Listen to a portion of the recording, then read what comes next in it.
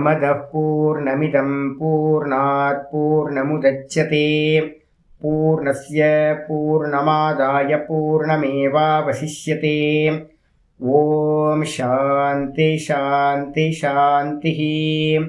ॐ शुक्लाम्बरधरं विष्णुं शशिवर्णं चतुर्भुजं प्रसन्नवदनं ध्यायेत् सर्वविघ्नोपशान्तये।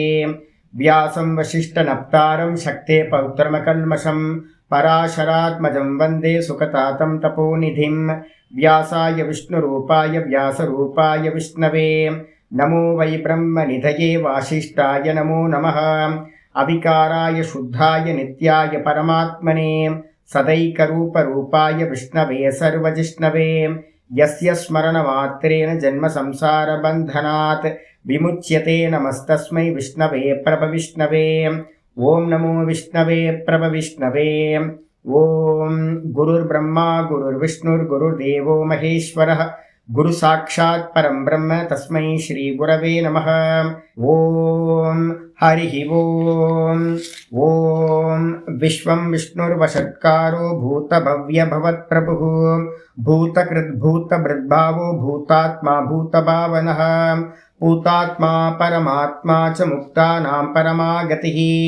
अव्ययपुरुषः साक्षी क्षेत्रज्ञोऽक्षर एव च योगो योगविदां नेता प्रधानपुरुषेश्वरः नारसिंहवपुः श्रीमान् केशवः पुरुषोत्तमः सर्वशिवस्तानुर्भूतादिर्निधिरव्ययः सम्भवो भावनो भर्ता प्रभवः प्रभुरीश्वरः स्वयंभू शम्भुरादित्यपुष्कराक्षो महास्वनः अनाधिनिधनो धाता विधाता धातुरुत्तमः अप्रमेयो ऋषिकेश पद्मनाभोरमप्रभुः पद्मनाभोमरप्रभुः विश्वकर्मा मनुस्त्वष्टास्तविष्टस्तविरो ध्रुवः अग्राहि शाश्वतकृष्णो लोहिताक्षप्रतर्दनः प्रभूतस्त्रिगुब्धाम पवित्रं मङ्गलं परम् ईशानप्राणदप्राणो ज्येष्ठश्रेष्ठप्रजापतिः हिरण्यगर्भो भूगर्भो माधवो मधुसूदनः ईश्वरो विक्रमी धन्वी मेधावी विक्रमक्रमः अनुत्तमो धुरादर्शकृतज्ञकृतिरात्मवान्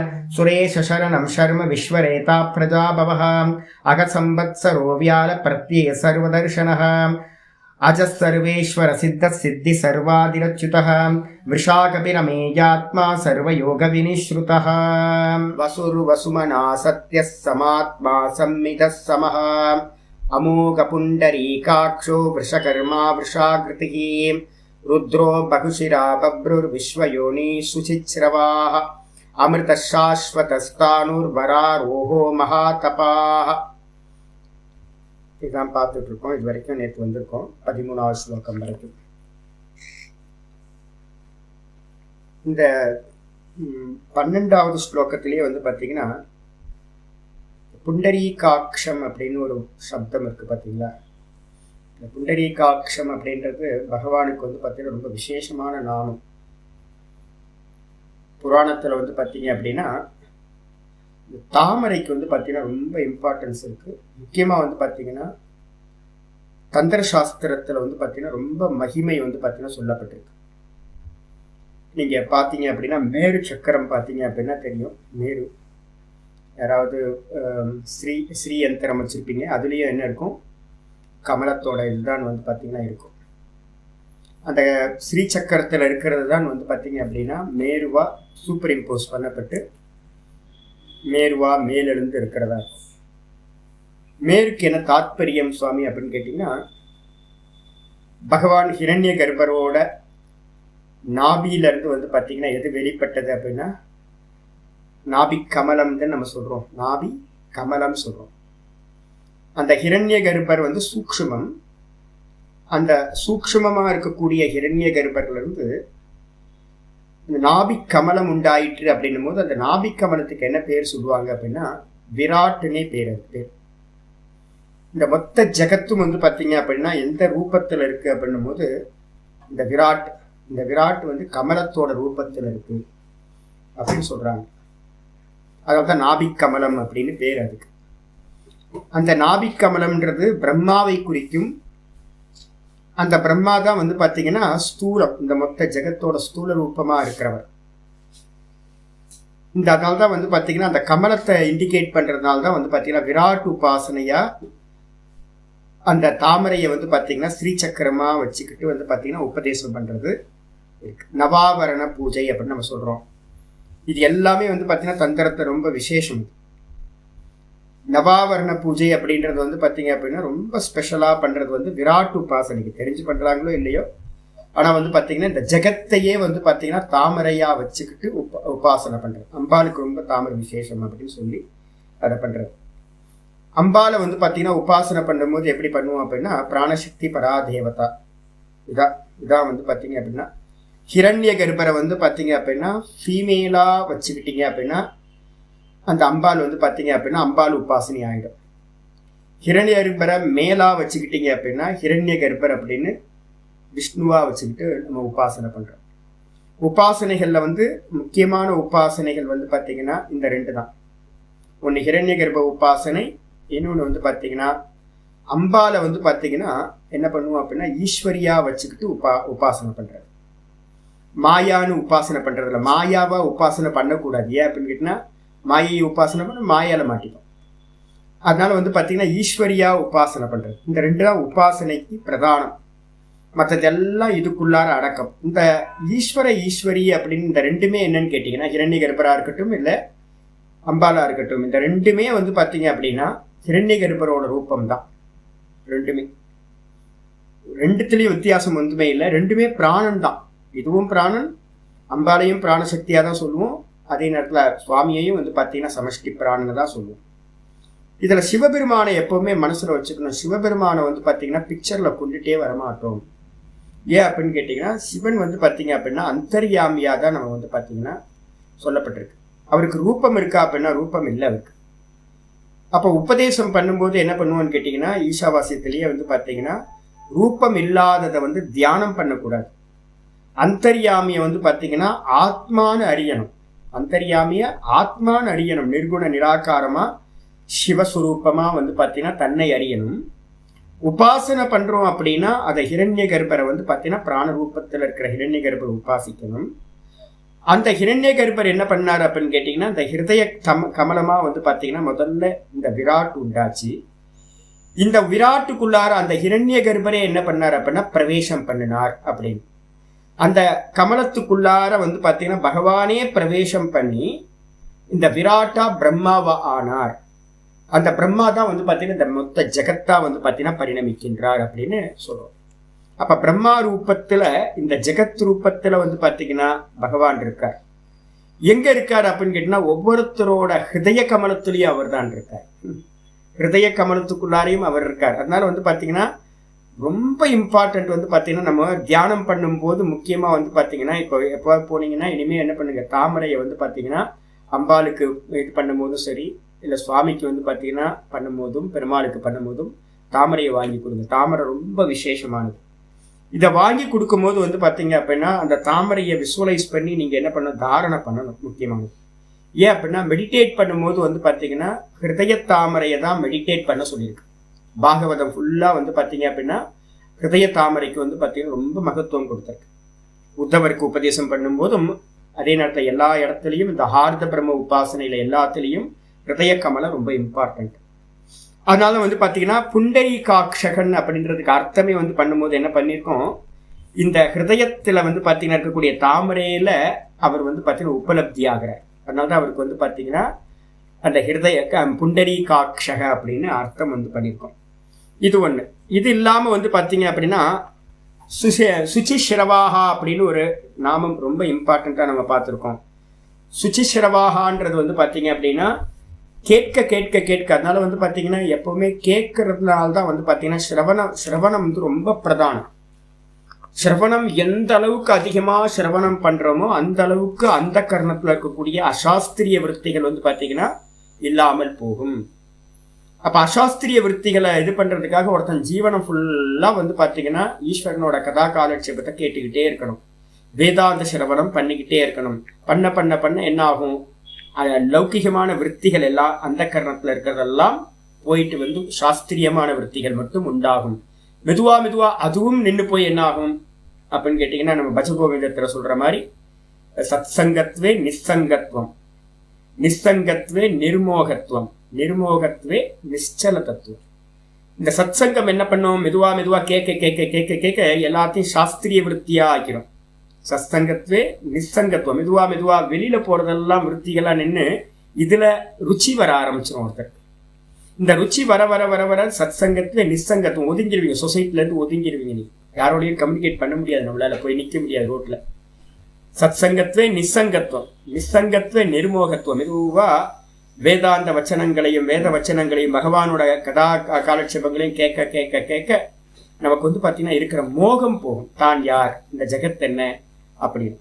இந்த மோகம் போச்சு அப்படின்னா வந்து பார்த்தீங்கன்னா நிశ్చல தத்துவம், நிశ్చல தத்துவமா வந்து பார்த்தீங்கன்னா அகம் அகம் அகம்னு மனசு நிற்க ஆரம்பிச்சிடும். இப்போ நம்ம பண்ற பிரயத்தனம் எல்லாமே என்ன அப்படின்னு கேட்டிங்கன்னா, பகவான் எங்கேயோ இல்லை, என்னுடைய ஆத்மாவா இருக்கார்.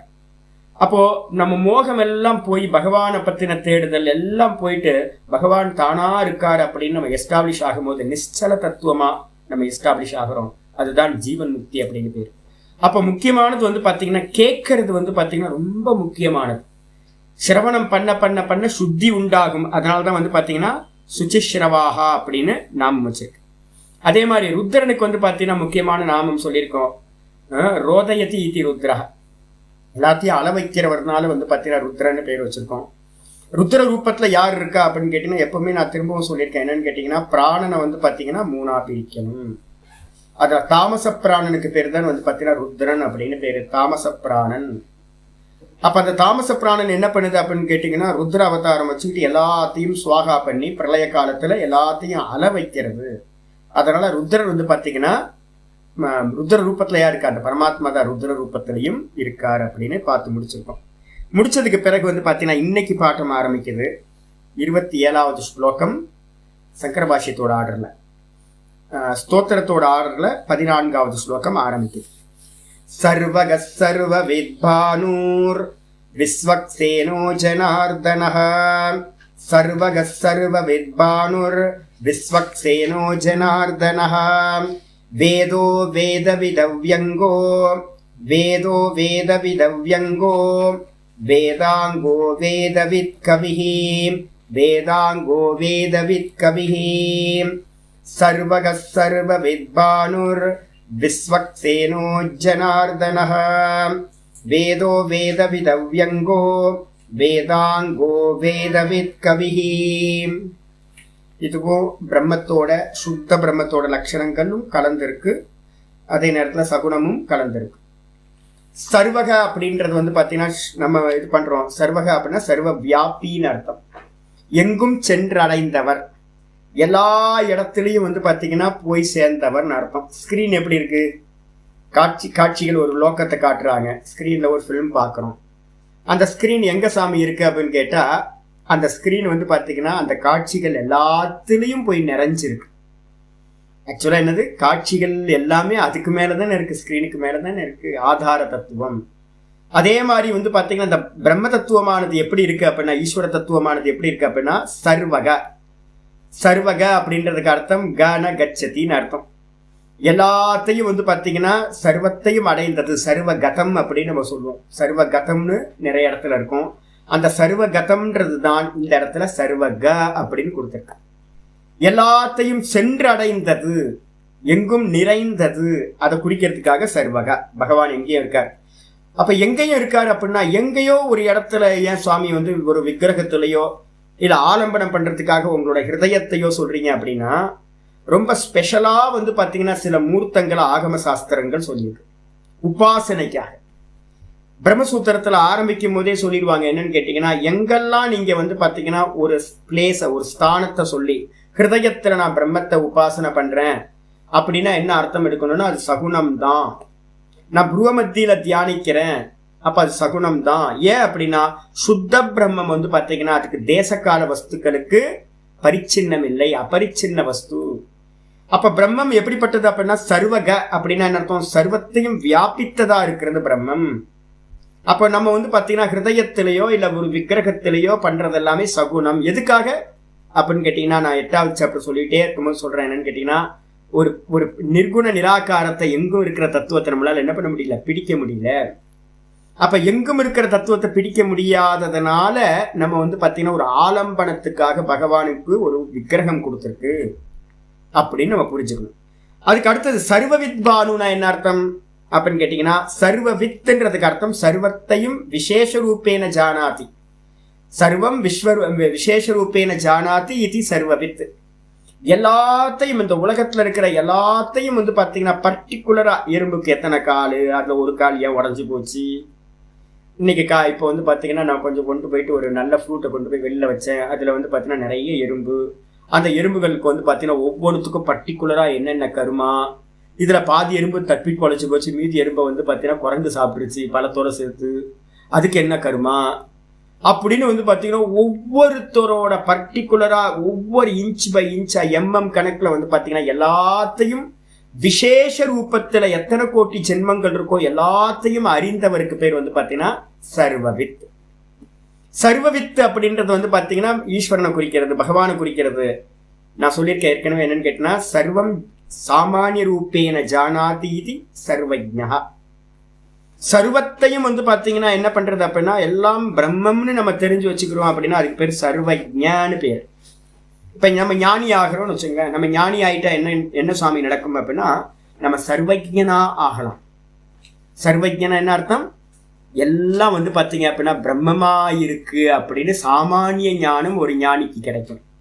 இதே நேரத்துல வந்து பாத்தீங்கன்னா மாயா உபாதியோட பகவான் இருக்கிறதுனால அவருக்கு வந்து பாத்தீங்கன்னா எல்லாத்தோட விசேஷ ஞானங்களும் இருக்கு. ஒரு ஞானி புருஷன் வந்து பாத்தீங்கன்னா சர்வ வித்தா மாற முடியாது, சர்வஜனா தான் ஆக முடியும். இதை ரொம்ப புரிஞ்சுக்கணும். நம்ம ஞானம் வந்தோன்னு வந்து பாத்தீங்கன்னா எனக்கு எல்லாம் தெரியும் அப்படின்லாம் இல்லை. எல்லாம் எப்படி தெரியும், சாமானிய ரூபத்தில் இருக்கிறது தெரியும். பகவான் என்னவா இருக்காருன்னு சாமானியமா தெரியும். இந்த மொத்தமும் சர்வம் பிரம்மமயம்னு தெரிஞ்சிடும். ஆனா பர்டிகுலரா தெரியணும் அப்படின்னா வந்து பாத்தீங்கன்னா அதுக்கான உபாதி முக்கியம். நம்மள்ட்ட இருக்க உபாதி வந்து பாத்தீங்கன்னா அவித்யா உபாதி. இந்த அவித்யா உபாதியை வச்சுக்கிட்டு எல்லாத்தையும் அறிய முடியாது, மீடியம் நம்மள்ட்ட அவ்வளவு பத்தாது. இதே பகவான்கிட்ட இருக்க மீடியம் மாயையா இருக்கிறதுனால அவர் வந்து என்ன பண்றார், சர்வத்தையும் விசேஷ ரூபமா அறிகின்றார். அதனால அவருக்கு பேரு சர்வவித் அப்படின்னு பேரு. பகவான் சர்வவித்தாவும் இருக்கார், சர்வஜராவும் இருக்கார். நீங்களோ நானும் நம்ம பிரம்மத்தை அறிஞ்சோம் அப்படின்னா இப்ப நம்ம அல்பஜ்ஞனா இருக்கோம். இதே நேரத்தில் நம்ம பிரம்மத்தை அறியும் போது என்னவா ஆகிறோம், சர்வஜனா ஆகிறோம். சர்வவித்தா யாரும் ஆக முடியாது, பகவான் மட்டும்தான் சர்வவித். இதுக்கப்புறம் பானுனா என்ன அர்த்தம், பானு எதை குறிக்கிறது அப்படின்னு கேட்டீங்கன்னா சூரியனை குறிக்கிறது. சர்வவித்தாவும் அவர்தான் இருக்கார், சூரியனாவும் அவர்தான் இருக்கார். அதனால அவருக்கு பேர் சர்வவித் பானு. அப்புறம் விஸ்வக்சேனக அப்படின்னா எதை குறிக்கிறது அப்படின்னா விஸ்வக்சேனகனா அசுர சேனைகள். அசுர சேனைகள் வந்து பாத்தீங்க அப்படின்னா மது நாம அரக்கனை வந்து பாத்தீங்கன்னா அவர் கொல்லும் போது அவர் கூட வந்து பாத்தீங்கன்னா நிறைய வந்து ஏகாந்தமா இருந்து சண்டை போட்டார். அவர் கூட வந்து பாத்தீங்கன்னா நிறைய சேனைகள் வந்து பாத்தீங்கன்னா நிறைய போர் பண்ணுச்சு. அதை எல்லாத்தையும் தன்னுடைய பராக்கிரமத்தை வச்சு வந்து பாத்தீங்கன்னா செதறடிச்சார். எல்லாம் பயந்து ஓடி போனாங்களாம் இவரோட திறமையை பார்த்து. அதனால விஸ்வக்சேனகன்றதுக்கு அர்த்தம் அசுர சேனைகளை வந்து பாத்தீங்கன்னா ஓட வச்சவர், செதறடிச்சவர்னு அர்த்தம் தன்னோட பராக்கிரமத்தினால. ஜனார்தனகன்றதுக்கு அர்த்தம் வந்து பாத்தீங்கன்னா ரெண்டு அர்த்தம் ஏற்கனவே ஜனார்தனக வந்திருக்கு. ஜனார்தனகனா துஷ்ட ஜனான் அர்த்தயதி நாசயதி இது ஜனார்தனக. கெட்ட அரக்கர்களை ஜனங்களை வந்து பாத்தீங்கன்னா கொன்றவர். அதனால அவருக்கு பேரு ஜனார்தனகன்னு ஒரு ஸ்தூலமா ஒண்ணு சொல்றோம். சூக்ஷ்மமா சொல்லும் போது என்ன சொல்றோம் அப்படின்னு கேட்டீங்கன்னா ஜன அபிமானம் இருக்கு பாத்தீங்களா. ஜனான் அப்படின்றதுக்கு அர்த்தம் வந்து பாத்தீங்கன்னா ஜீவ அபிமானம். இந்த ஜீவ அபிமானத்தை நாசம் செய்யக்கூடியவர் வந்து பாத்தீங்கன்னா பகவான். அதனால அவருக்கு பேர் வந்து பாத்தீங்கன்னா ஜனார்தனகன்றது வந்து பாத்தீங்கன்னா குருவை குறிக்கக்கூடியது. ஜெகத்குருவா இருந்துகிட்டு எல்லாத்தோட ஜீவ அபிமானத்தையும் நாசம் செய்யறார். பகவானோட பேரை சொல்லதான் இப்ப நம்ம பண்ணிட்டு இருக்கோம். நான் ஜீவன் இல்லை, ஈஸ்வரன் தான் இருக்கார், ஈஸ்வரன் தான் இருக்கார் அப்படின்னு நம்ம இப்ப படிச்சுக்கிட்டு இருக்கோம். கீதை படிக்கும் போதும் அதே மாதிரிதான். இப்ப விஷ்ணு சஹஸ்ரநாமம் அதே தான். அப்ப ஜீவன் ஒரு ஆள் இல்லவே இல்லை, ஜீவன் ஒரு ஆள் இல்லை, பகவான் மட்டும்தான் இருக்கார் அப்படின்னு. அப்ப அந்த ஜீவத்துவத்தை வந்து பாத்தீங்கன்னா ஜன அப்படின்றதுக்கு அர்த்தம் ஜீவத்துவம். அந்த ஜீவத்துவத்தை நாசம் பண்றது பகவான். அதனால அவருக்கு பேரு ஜனார்தனக, குரு, ஜெகத்குருன்னு அர்த்தம் இருக்கு. இதுக்கு அடுத்தது வேதக அப்படின்னா என்ன அர்த்தம், பகவான் எந்த ரூபத்துல இருக்கார். நம்ம ரெண்டு ரூபம் பார்த்துருக்கோம். ஒண்ணு வந்து பாத்தீங்க அப்படின்னா ஆளு, இன்னொன்று வந்து பார்த்தீங்கன்னா பேர். ஆளு யாரு அப்படின்னா சச்சிதானந்த பிரம்மஸ்வரூபம் வந்து பார்த்தீங்கன்னா ஆளு. பேர் என்னப்பா அப்படின்னு கேட்டீங்கன்னா நம்ம கீதால பார்த்துக்கிட்டு இருக்கோம், அக்ஷரம் பிரம்ம பரமம். அக்ஷரம்ன்றது பிரம்ம பரமம் பிரம்மம் வந்து பார்த்தீங்கன்னா அக்ஷரம்ன்ற தத்துவம். சப்த பிரம்மம்னு ஒன்று சொல்லியிருக்கோமா, எது ஓமித்யேகாட்சரம் பிரம்மன்னு ஓங்கார அக்ஷரம்னு சொல்றோம். அதையும் அந்த ஓங்கார அக்ஷரமா யார் இருக்கா அப்படின்னு கேட்டீங்கன்னா அவரோட நாமம் சப்த பிரம்மமா இருக்கிறது. இந்த ஓங்காரத்திலிருந்து தான் வந்து பார்த்தீங்கன்னா அதோட வேற ஒரு ஃபார்மா தான் 4 வேதங்கள் வந்து பார்த்தீங்கன்னா உண்டாயிற்று அப்படின்னு சொல்லுது. அது மட்டும் இல்லாமல் பிருகதாரண்யத்தில் வந்து பார்த்தீங்கன்னா ஒரு ஸ்பெஷல் மந்திரம் ஒன்று இருக்கு. அவர் எப்படிப்பட்டவர் அப்படின்னு கேட்டீங்கன்னா வேத வடிவமா இருக்கார். அவரோட சுவாசமே வந்து பார்த்தீங்கன்னா வேதமா இருக்கு அப்படின்னு. சுவாசத்தையும் ஆளையும் பிரிக்க முடியுமா? பிரிக்க முடியாது. அப்ப அதே மாதிரி வந்து பார்த்தீங்கன்னா வேதங்கள் எல்லாம் வந்து பார்த்தீங்கன்னா அஸ்ய மகத்தோ பூதஸ்ய நிஸ்வசிதம் ரிக்வேதோ யஜுர்வேத சாமவேதக அப்படின்னு பிருகதாரண்ய மந்திரம் சொல்லுது. அவருடைய நிஸ்வாசமா வந்து பார்த்தீங்கன்னா வெளிமூச்சா வேதங்கள் உண்டாயிற்று. வேத ஸ்வரூபியா பகவான் இருக்கார் அப்படின்னு. அப்ப வேத ஸ்வரூபின்னு அர்த்தம் வேதக, வேத வடிவானவர், அவரோட ஃபார்மே வேதம் தான் அப்படின்னு சொல்லுது. அதுக்கப்புறம் வேத வித்துனா என்ன சுவாமி அப்படின்னா அந்த வேதத்தை அறிந்தவர். அந்த வேதத்தை அறிந்தவர் அவரோட சுவாச காத்தாச்சு. அப்ப அவரோட சுவாச காத்தா இருக்கிறதுனால அவர் அறிந்தவரா இருக்கார். அதுக்கப்புறம் அவ்யங்கா அப்படின்னா என்ன அர்த்தம்? வியங்கா அப்படின்னா வெளிப்பட்டதுன்னு அர்த்தம். அவ்யங்கன்றதுக்கு அர்த்தம் வெளிப்படாதவர். அப்ப வெளிப்படாதவர்னா என்ன சுவாமி சொல்ல வரீங்க அப்படின்னா வெளிப்பட்டதை தானே நம்ம அறிய முடியும். அப்ப பகவான் வந்து பாத்தீங்கன்னா வாஸ்தவத்துல வந்து பாத்தீங்கன்னா அவரோட சொந்த சுரூபம் வெளிப்படாததா இருக்கு. அதனால அவருக்கு என்ன பேர் அப்படின்னா புலன்களுக்கு எட்டாதவர், சென்ஸ் ஆர்கன்ஸுக்கு வந்து அறிய முடியாதவரா இருக்கார். அவ்யங்ககான்னு பேர். வியங்கனா வெளிப்பட்டது, அவ்யங்கனா வெளிப்படாதது, வெளிப்படாதவர் பகவான். அதனால அவர் அறிய முடியல நம்மளால. அதுக்கு அடுத்தது வந்து பாத்தீங்கன்னா வேதவித் அப்படின்னா என்ன அர்த்தம்? ரெண்டு இடத்துல வந்து வேதவித்து வருதா? வேதாங்க ஒண்ணு இருக்கு. வேதாங்க அடுத்தது வேதாங்க அப்படின்னா வேதத்தையே வந்து பாத்தீங்கன்னா அங்கமாக உடையவர். வேதத்தையே வந்து பாத்தீங்கன்னா ரித்யஜு சாம அதர்வனம்ன்றது வந்து பாத்தீங்கன்னா வேதத்தையே அங்கமா உடையவர். இதை வந்து பாத்தீங்கன்னா என்னைக்காவது நான் வந்து உங்களுக்கு ஓங்காரத்தை பத்தி இன்னும் கொஞ்சம் உபனிஷத்துலாம் எடுப்பேன். அப்போ வந்து பாத்தீங்க அப்படின்னா ரொம்ப ஸ்பஷ்டமா ஓங்காரத்தை வச்சு வந்து பாத்தீங்கன்னா அவரோட அங்கங்கள் எல்லாத்தையும் இந்த ஓங்காரத்தை வச்சு வேதம் தான் அவருடைய அங்கங்களா சொல்லப்பட்டிருக்கு. ஓங்காரத்தை அங்கமாவும் ரித்யஜு சாம அதர்வன வேதங்களை வந்து பாத்தீங்கன்னா அவரோட அங்கமாவும் சாஸ்திரம் சொல்லுது. அதனால வந்து பாத்தீங்கன்னா வேதத்தையே அங்கமாக கொண்டவர் பகவான் வேதாங்கா. வேத வித்து அப்படின்றது 2வது வார்த்தை இருக்கு. வித்து அப்படின்றதுக்கு அர்த்தம் எல்லாம் ரிசர்ச் பண்றதுன்னு அர்த்தம். வேத வித்து அப்படின்னா வேதத்தோட அர்த்தங்களை வந்து பாத்தீங்கன்னா ஆராய்பவர். இப்ப நம்ம உட்கார்ந்துட்டு வேதத்தோட அர்த்தத்தை பேசிட்டு இருக்கோம். பகவானோட ஒவ்வொரு நாமத்தையும் இது பண்ணிட்டு இருக்கோம். யாரு பண்றா அப்படின்னு யாரோ கேட்டா என்ன சொல்லணும் அப்படின்னா உள்ள இருந்துட்டு பகவான் தான் வேதத்தோட அர்த்தங்களை என்ன பண்றார், விசாரம் பண்ணிக்கிட்டு இருக்கார். அப்ப வேத வித்துன்றதுக்கு அர்த்தம் வேதங்களை வந்து பாத்தீங்கன்னா ஆராய்ச்சி பண்றவர், வேதங்களை ரிசர்ச் பண்றவர் எவரோ அவர் தான். அந்த ஃபார்ம்ல பகவான் தான் இருக்கார், அந்த ரூபத்துல இருக்கார். அதுக்கப்புறம் கவிஹி அப்படின்றது வந்து பாத்தீங்கன்னா சுத்த பிரம்மத்தை குறிக்கிறது. சர்வஜர் அப்படின்னு அர்த்தம். கவிஹின்றதுக்கு அர்த்தம் கிராந்த தரிசி அப்படின்னு சொல்லுவோம். கவிர் மனிஷி பரிபு ஸ்வயம்பு. ஈஷாவாசியத்துல வந்து பாத்தீங்கன்னா மந்திரம் இருக்கு. கவிஹி அப்படின்றதுக்கு அர்த்தம் கிராந்த தரிசி. அப்படின்னா என்ன அர்த்தம்? சர்வஜ்ஞா, சர்வத்தையும் அறிந்தவருக்கு பேர் வந்து பாத்தீங்கன்னா கவிஹி அப்படின்னு அர்த்தம் வந்துடும். ஒவ்வொரு நாமமா பார்ப்போம். சர்வகா. சர்வகனா என்ன சுவாமி சொல்ல வரீங்க அப்படின்னு கேட்டீங்கன்னா சர்வத்திர கச்சதி இது சர்வகா. ரொம்ப சிம்பிளா சொல்லிட்டார். எல்லா இடங்களையும் சென்று அடைந்தவர் பகவான் வந்து பாத்தீங்கன்னா எல்லா இடத்தையும் சென்று அடைந்தவர். ஸ்கிரீன் தான் எக்ஸாம்பிள். எது சென்று அடைந்ததா இருக்கு அப்படின்னா ஸ்கிரீன் வந்து பாத்தீங்கன்னா எல்லாத்தையும் சென்று அடைந்ததா இருக்கு. காட்சிகள் எங்கெல்லாம் காட்சிகள் போகுதோ, ஹீரோ போறதுக்கு முன்னாடி அந்த ஸ்கிரீன் வந்து பாத்தீங்கன்னா அவர் அந்த ஹீரோ போக வேண்டிய இடத்த அடைஞ்சுதான் இருக்கு. சினிமா கேரக்டர் நம்ம பாக்குறோம். ஹீரோ வந்து பாத்தீங்க அப்படின்னா லண்டன் போறார் அப்படின்னு வந்து ஃபிளைட் ஏறுறாருன்னு வச்சுங்க. அந்த ஃபிளைட் ஏறி அவர் லண்டன்ல லேண்ட் ஆகிறதுக்கு முன்னாடி அந்த ஸ்கிரீன் லண்டனுக்குள்ள இருக்கு.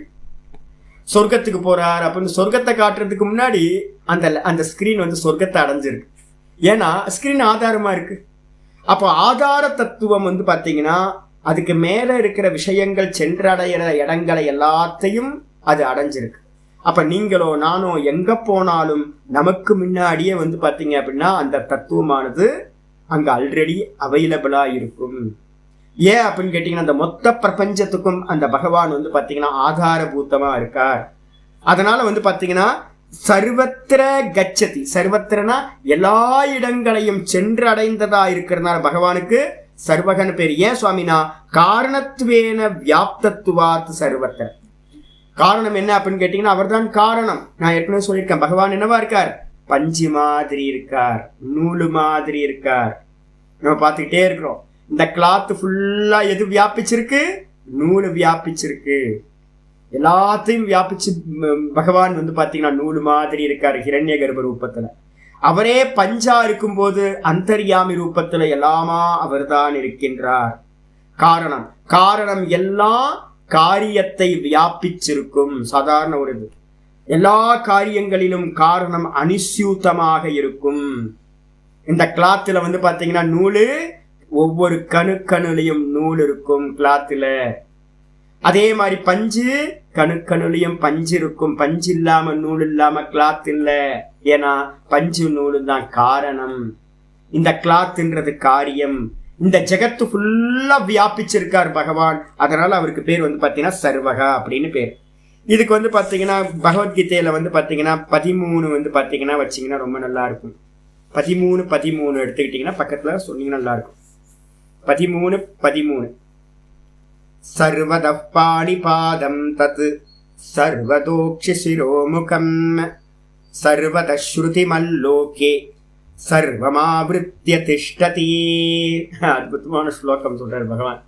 சர்வத பாணிபாதம். அப்ப அவரு எல்லாத்தையும் வியாபிச்சிருக்காரு அப்படின்னு கேட்டா எப்படி சாமி அப்படின்னா, அவர் தான் வந்து பாத்தீங்கன்னா சர்வத பாணிபாதம். எல்லா காலும் அவரோட காலா இருக்கு, எல்லாத்தோட காலா இருக்கு. அப்ப என்ன அர்த்தம்? நம்ம என் காலில இருந்து நான் நடந்து போறதெல்லாம் வந்து பாத்தீங்கன்னா அவர் நான் எந்த தூரம் நடக்கிறனோ, எறும்பு வந்து பாத்தீங்கன்னா எதெல்லாம் நடந்து போகுதோ, பட்சிகள் எப்படி எல்லாம் பறந்து போகுதோ, எல்லா மனிதர்களும் எங்கெங்கெல்லாம் சென்று சேர்றாங்களோ எல்லா காலாவும் இருந்துகிட்டு பகவான் எல்லாத்தையும் அடைஞ்சிருக்காரு. எல்லாத்தையும் அடைஞ்சிருக்காரு. எப்படி? எல்லா காலும் அவரோட தான். சர்வத பாணிபாதம். உலகம் ஃபுல்லா அவரோட பாணிகள், அவரோட பாதம் தான். அவர் பாதம் படாத இடமே இல்லை. அவருடைய பாணி தான், அவரோட கைகள் தான் எல்லா இடத்துலயும் இருக்கு. தத் சர்வத்தோ அக்ஷி சிரோமுகம். அவரோட கண்கள் தான் எல்லா இடத்துலயும் வியாபிச்சிருக்கு. அவரோட கண்கள்.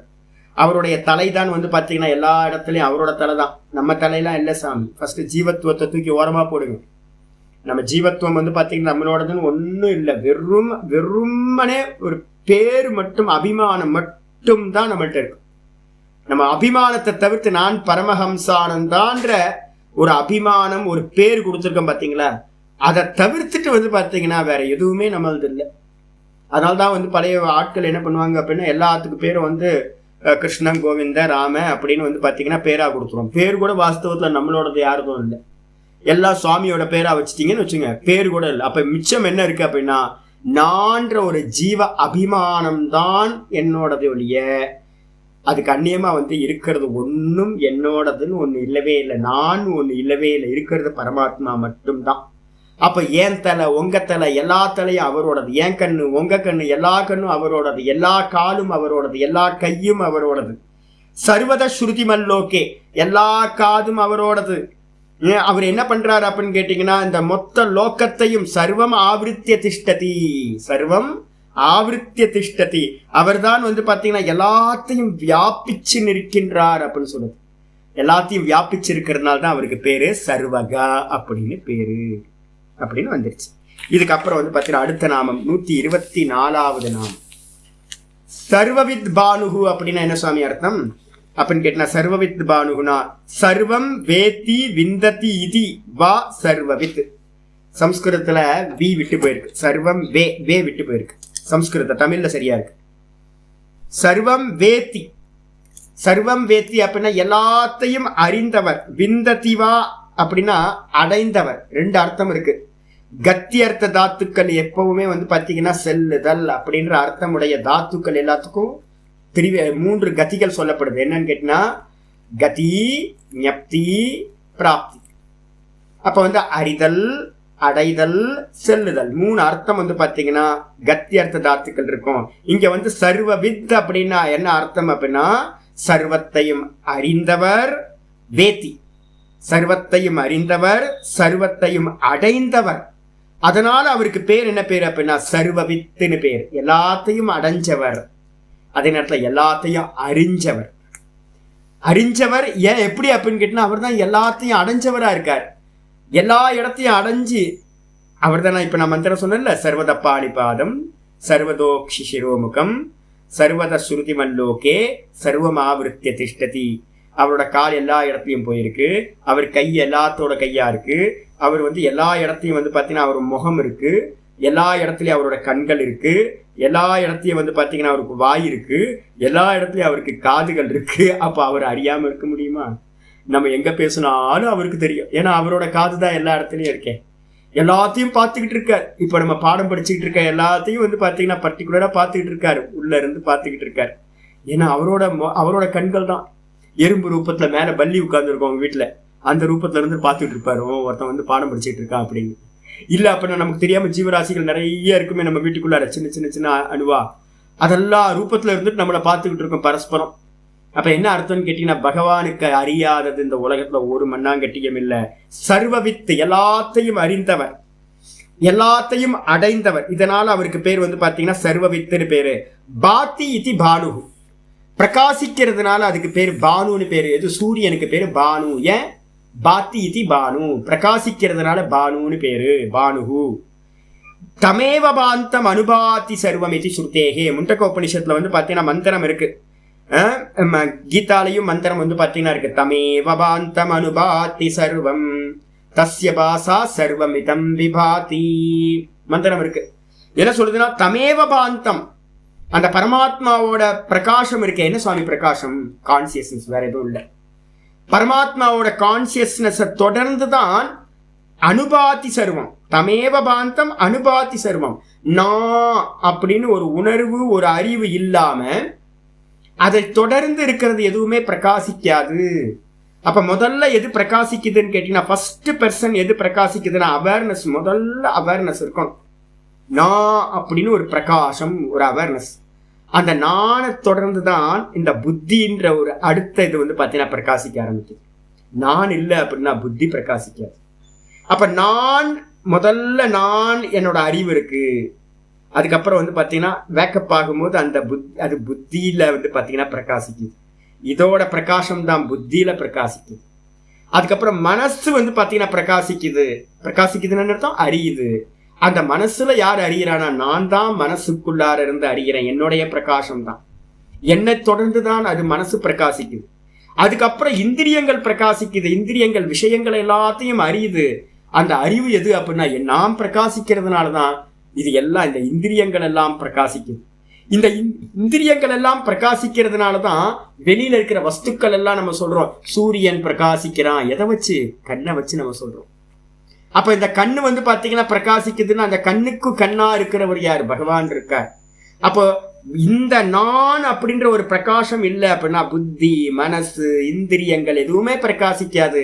இந்த இந்திரியங்கள் இல்லைன்னா வெளியில இருக்கிற உலகம் பிரகாசிப்புன்றது ஒண்ணு தெரியவே தெரியாது, அறியவே முடியாது. அப்ப பாத்தீங்கன்னா ஸ்ரோத்திரஸ்ய ஸ்ரோத்திரம் மனசோ மனோயது வாச்சோக வாச்சம் சவுப்பிராணஸ்ய பிராணக. பகவான் கண்ணுக்கு கண்ணா, காதுக்கு காதா, மூக்குக்கு மூக்கா, அதுக்குள்ளார அறிபவராயிருக்கின்றார். அதனால பாத்தீங்கன்னா தமேவ பாந்தம், அவருடைய பிரகாசத்தினாலதான் அனுபாதி சர்வம், அவரை பின்தொடர்ந்துதான் பாத்தீங்கன்னா எல்லாம் பிரகாசிக்கின்றது. ஒரே ஒரு கான்சியஸ்னஸ் தான். எல்லாத்துலயும் அவர் தான் இருக்கார். கண்ணுல அவர் தான் இருக்கார், காதுல அவர் தான் இருக்கார், மூக்குல அவர் தான் இருக்கார், மனசுல அவர் தான் இருக்கார். எல்லாத்திலையும் இருந்துகிட்டு அவர் தான் பிரகாசிக்கின்றார். அவரை தொடர்ந்துதான் சூரியன், சந்திரன், நட்சத்திரங்கள் எல்லாம் பிரகாசிக்குது. எப்படி சொல்றோம் நம்ம? சூரியன் பிரகாசிக்கிறான்னு எப்படி சொல்றோம்? கண்ணு தானே இருக்கணும். நல்ல ஸ்மெல் வருதுச்சு அப்ப நம்ம சொல்றோம் காது இருக்கணும்ல.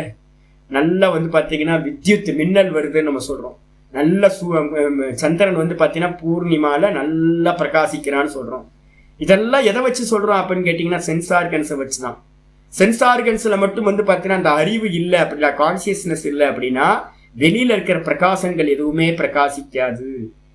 நம்ம தீபாராத்தி மங்கள நிராஞ்சனம் காட்டும் போது நம்ம சொல்றோம் நதத்திர சூரியோ பாத்தின சந்திர தாரகம் நேமா வித்யுதோ பாந்தி குதோயம் அக்னி தமேவ பாந்தம் அனுபாதி சர்வம் தஸ்ய பாசா சர்வமிதம் விபாதி அப்படின்னு இந்த மந்திரத்தை வந்து பாத்தீங்கன்னா, இதை நீங்க வேதாந்தம் படிச்சவங்க எல்லாமே இதை நம்ம சொல்லுவோம்.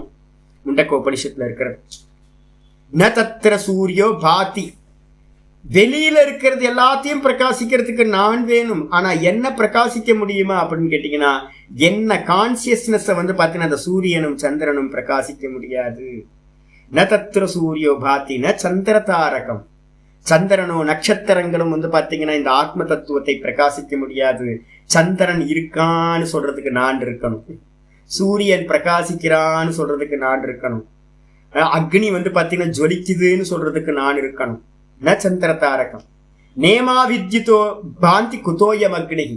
இந்த இந்த மின்னல் வந்து பாத்தீங்கன்னா வித்யுத்துன்னு சொல்லக்கூடிய ரொம்ப பிரகாசம் மின்னல், அது கூட வந்து பாத்தீங்கன்னா என்ன பிரகாசிக்க முடியாது. அப்படி இருக்கும்போது பகவானுக்கு வந்து பாத்தீங்கன்னா ஒரு ஆரத்தி காட்டுறோம், என்ன ஒரு அல்பம். எனக்கு ஒவ்வொரு முறையும் ஆரத்தி பார்க்கும்போது 2 தாட் வரும். நம்ம வந்து பாத்தீங்க அப்படின்னா, இன்னைக்கு ஒரு இப்ப வந்து சாமி கற்பூரம் வேணும் அப்படின்னா ஒரு 1 கிலோ கற்பூரத்தை வாங்கி கொடுத்தோன்னு என்ன அகங்காரம் வருதுன்றீங்க நமக்கு. பகவான் நம்ம கொடுத்த கற்பூரத்துலதான் பகவானுக்கு ஆரத்தி காட்டுறாங்க. உள்ளுக்குள்ள அகங்காரம் அடப்பாவுமே. ஒரு பக்கம் வந்து பாத்தீங்கன்னா தோடு இந்த கற்பூரம் சோடு ஒரு கட்டி கற்பூரத்தை வச்சு பகவானுக்கு வந்து ஒரு ஆரத்தி காட்டி பகவானை வந்து பாத்தீங்கன்னா பிரகாசிச்சிட்டோம் அப்படின்னு வந்து பாத்தீங்கன்னா நம்புறோம். பாருங்களேன், இந்த அக்னியா வந்து பாத்தீங்கன்னா பகவானை பிரகாசிக்க முடியும். யோசிச்சு பாருங்க. சச்சிதானந்த சுரூபமா சச்சிதானந்த விக்கிரகமா இருக்கிற அந்த பரமாத்மா, அறிவா இருக்கிறவர், அவரை வந்து பாத்தீங்கன்னா இந்த அல்பமா ஒரு திரி போட்டு நெய் தீபம் போட்டு அவரை காட்டுறோம். ஒரு கற்பூர கட்டிய வச்சு வந்து பாத்தீங்கன்னா அவரை காட்டுறோம். இந்த அக்னியா அவரை பிரகாசிக்க போகுது. குதோயம் அக்னிகி, இந்த அக்னி எப்படி அவரை பிரகாசிக்கும்? ஆமா, ஏகஸ்லோகி வந்து பாத்தீங்கன்னா இதுதான் வந்து பாத்தீங்கன்னா ஏகஸ்லோகி வந்து பாத்தீங்கன்னா ஒண்ணு இருக்கு, முக்கியமானது வந்து பாத்தீங்கன்னா இருக்கு. சுயம் ஜோதி பிராமணம் அப்படின்னு ஒரு இது இருக்கு, பிராமணம் பிருகதாரண்யத்துல ரொம்ப ஸ்பெஷலா இதை சொல்லுது. அப்ப என்ன அர்த்தம் அப்படின்னு கேட்டீங்கன்னா, பகவான் அந்த கான்சியஸ்னஸ் வந்து பாத்தீங்கன்னா அந்த உலகத்துல இருக்க எதுவுமே பிரகாசிக்க முடியாது, அதோட பிரகாசத்தை வச்சுக்கிட்டு தான் எல்லாம் பிரகாசிக்குது அப்படின்னு வந்து பாத்தீங்கன்னா இதாயிரு. இது ஸ்ருதே.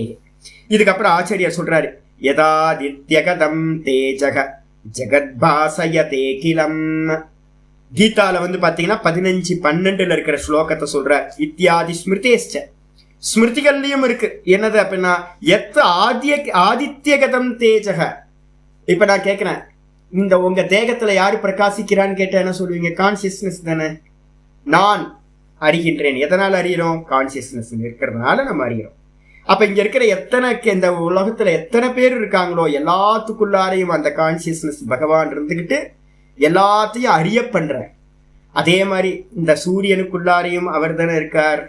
அப்படின்னா சூரியனுக்குள்ளார எந்த ஆதித்யகதம் தேஜக, எந்த பிரகாசமானது சூரியனுக்குள்ளார இருக்கோ, ஜெகத் பாசயத்தை அகிலம், இந்த மொத்த ஜெகத்தையும் வந்து பாத்தீங்கன்னா எந்த பிரகாசம் சூரியன்ல இருக்க பிரகாசம் பிரகாசிக்குதோ அந்த பிரகாசம் தான் பகவான். சூரியனுக்குள்ளாரையும் அந்தர்யாமியா இருந்துகிட்டு அவர்தான் பிரகாசிக்கின்றார். இத்தியாதி ஸ்மிருதேஷ்ட. அப்ப என்னது? ஒரே பிரகாசம், ஒரே அவேர்னஸ், ஒரே கான்சியஸ்னஸ். அது கண்ணியமா வந்து பாத்தீங்கன்னா வேற எதுவும் இல்லை, அதை பிரகாசிக்கவே முடியாது. இப்ப இதுவும் பாத்தீங்க அப்படின்னா நம்ம வந்து பாத்தீங்கன்னா அறியற முயற்சி இருக்கு பாத்தீங்களா, பகவானை அறியணுன்ற முயற்சி. நம்ம எஃபர்ட் போடுவோம்ல, பகவானை ஆப்ஜெக்ட் பண்ணலாமா அப்படின்னு கேட்டீங்கன்னா ஒன்னும் ஆப்ஜெக்ட் பண்ண முடியாது சார். அவரை அறியவே முடியாது. அவரை வந்து பாத்தீங்கன்னா விஜ்ஞாதாரமரே கேன விஜானியாத், ரொம்ப முக்கியமான மந்திரம் சொல்லுது. அந்த எல்லாத்தையும் அறிகின்ற எல்லாத்தையும் பிரகாசிக்கிற அந்த பகவானை யார் அறிவார் அப்படின்னா என்ன அர்த்தம்? கொஸ்டின் பண்ணுது. யாரும் அறிய முடியாது. ஏன் அப்படின்னா அவர் என்னைக்குமே அறியப்படும் வஸ்துவா ஆப்ஜெக்டா ஆகிறதே இல்லை. அவர் சதா வந்து பாத்தீங்கன்னா பார்க்கிறவரா, சதா திரஷ்டாவாவே அவர் இருக்கார். அதனால அவரை அறிய முடியாது. அப்ப எல்லா தேகத்துல இருந்துகிட்டு எல்லாத்தையும் அறியறது அந்த பகவான் அப்படின்னு புரிஞ்சு, சர்வவித் அப்படின்னு அதனால பேர். அதுக்கப்புறம் ஆச்சாரியர் என்ன பண்ணிட்டார் அப்படின்னா, யதாதித்யகதம் தேஜக ஜெகத் பாசயதே கிலம் அப்படின்னு ஸ்மிருதியை கோட் பண்ணி, சூரியனாவும் சூரிய பிரகாசமாவும் அவர் தான் இருக்கார். அதனால வந்து பாத்தீங்கன்னா சர்வவித்துச்ச அசௌ பானுஷ்ச இதி, சர்வவித்தாவும் இருக்கார், அதே நேரத்துல பானுன்ற சூரியனாவும் அவர் இருக்கார்.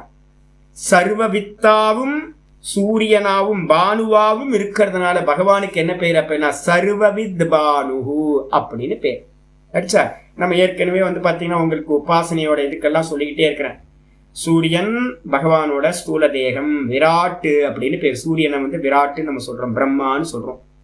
சூரியனுக்குள்ளார இருக்கிற அந்த சமஷ்டி பிராண தத்துவத்துக்கு பேர் தான் ஜோதி ஸ்வரூபம். ஃபியல் எது அப்படின்னா பிராணன். அந்த பிராண தத்துவம் தான் பாத்தீங்கன்னா பிரகாசிக்குது. சூரியன் பிரகாசம் இல்லாத சூரியனை கணக்கு பண்ணிக்கங்க, அது ஸ்தூலம். அது அவரோட தேகம், விராட்டு அப்படின்னு பேரு, ஜடம். அது அதுக்குள்ளார யாரு பாத்தீங்கன்னா எந்த புருஷன் பாத்தீங்கன்னா பிரகாசிக்கின்றானோ அந்த புருஷனுக்கு பேர் தான் ஹிரண்ய கர்ப்பர். அப்ப சூரியன்றது யார் அப்படின்னு கேட்டீங்கன்னா ஸ்தூல தேகத்தை எடுக்க வேணாம், நம்ம பாத்தீங்கன்னா அந்த ஹிரண்ய கர்ப்பரையே எடுக்கணும். பகவான் தான் இந்த உலகத்தை எல்லாத்தையும் பிரகாசிக்கிறார். கூட பாத்தீங்கன்னா காயத்ரி வித்யா சொல்லுது, அந்த சூரியன் எங்கப்பா இருக்காரு அப்படின்னா இந்த வலது கண்ணில் இருக்கார் அப்படின்னு. இந்த வலது கண்ணில் இருக்கிறவர் எங்க பாத்தீங்கன்னா இந்த சூரியனை யார் பார்க்கறா? சூரியன் இருக்குன்னு யார் பார்க்கறா? இந்த கண்களை வச்சுதானே பார்க்கிறேன். இந்த கண்ணில் பாத்தீங்கன்னா ரைட் சைடா கண்ணில் தான் பாத்தீங்கன்னா சொல்லுது தக்ஷினி அக்ஷ புருஷன் அப்படின்னு ஒரு வித்யாவை சொல்லுது சாந்தோக்கியம். இதுக்கப்புறம் இந்த கண்களை யாரு பார்க்கறா? கண்களை யாரு பார்க்கறா? கண்களை மனசுல இருந்து பார்க்கிறோம். ஒவ்வொன்றா ஸ்டெப்பா போங்க. மனசுல இருந்து நான் கண்களை அறிகின்றேன். என் கண்ணு கொஞ்சம் இப்போ படிக்கிறதுக்கே ஈவினிங் கிளாஸ் வரும்போது சுகர் அதிகமாயிடுது. மத்தியான நேரத்தில் ரைஸ் சாப்பிட்றேன்னா அதனால பார்த்தீங்க அப்படின்னா ஈவினிங் கிளாஸ்ல காலையில நல்லா ஸ்பஷ்டமா படிக்க முடியும். இப்போ உட்கார்ந்தா எல்லாம் எழுத்தெல்லாம் ஜாங்கிரியை பிழிஞ்சு போட்ட மாதிரி இருக்கு, எல்லாம் நூடுல்ஸ் மாதிரி தெரியுது. அப்போ கண்ணு ஏன் தெரிய இதாகுதுன்னா சுகர் ரொம்ப அதிகமாகுது. ரைஸ் சாப்பிட்றதுனால கண்ட்ரோல் பண்ணணும். யாரு கண்களை பார்க்குறா? என் கண்ணை என் மனசுல இருந்துக்கிட்டு நான் என்ன பண்றேன், பார்த்துக்கிட்டு இருக்கேன். அப்போ அடுத்தது பார்த்தீங்கன்னா மனசை யாரு பார்க்கிறா? புத்தி பார்க்குது. புத்தியை யாரு பார்க்கிறா அப்படின்னா புத்தியை பார்க்கிற கான்சியஸ்னஸ் நான். இந்த காயத்ரி பாத்தீங்க அப்படின்னா பாத்தீங்கன்னா சொல்லுது மெதுவா மெதுவா மெதுவா ஹிருதயத்துல கொண்டு பாத்தீங்கன்னா முடிச்சிடும். ஹிருதயத்துல பாத்தீங்கன்னா இருக்கிற பிராண தத்துவம் தான் காயத்ரி அப்படின்னு முடியும் உங்களுக்கு. அவர் தான் பாத்தீங்கன்னா பரமபுருஷனா இருக்கிற ஹிரண்ய கர்ப்ப உபாசனை அது சொல்லப்பட்டிருக்கு. அப்ப என்ன அர்த்தம் அப்படின்னு கேட்டீங்கன்னா சூரியன் பாத்தீங்கன்னா நம்மளோட உபாசனையில ரொம்ப இம்பார்ட்டன்ட் அந்த சூரிய தத்துவமானது. ஏன்னா அந்த மொத்த ஜெகத்தையும் சூரியனா இருந்துகிட்டு பிரகாசிக்கிறார்.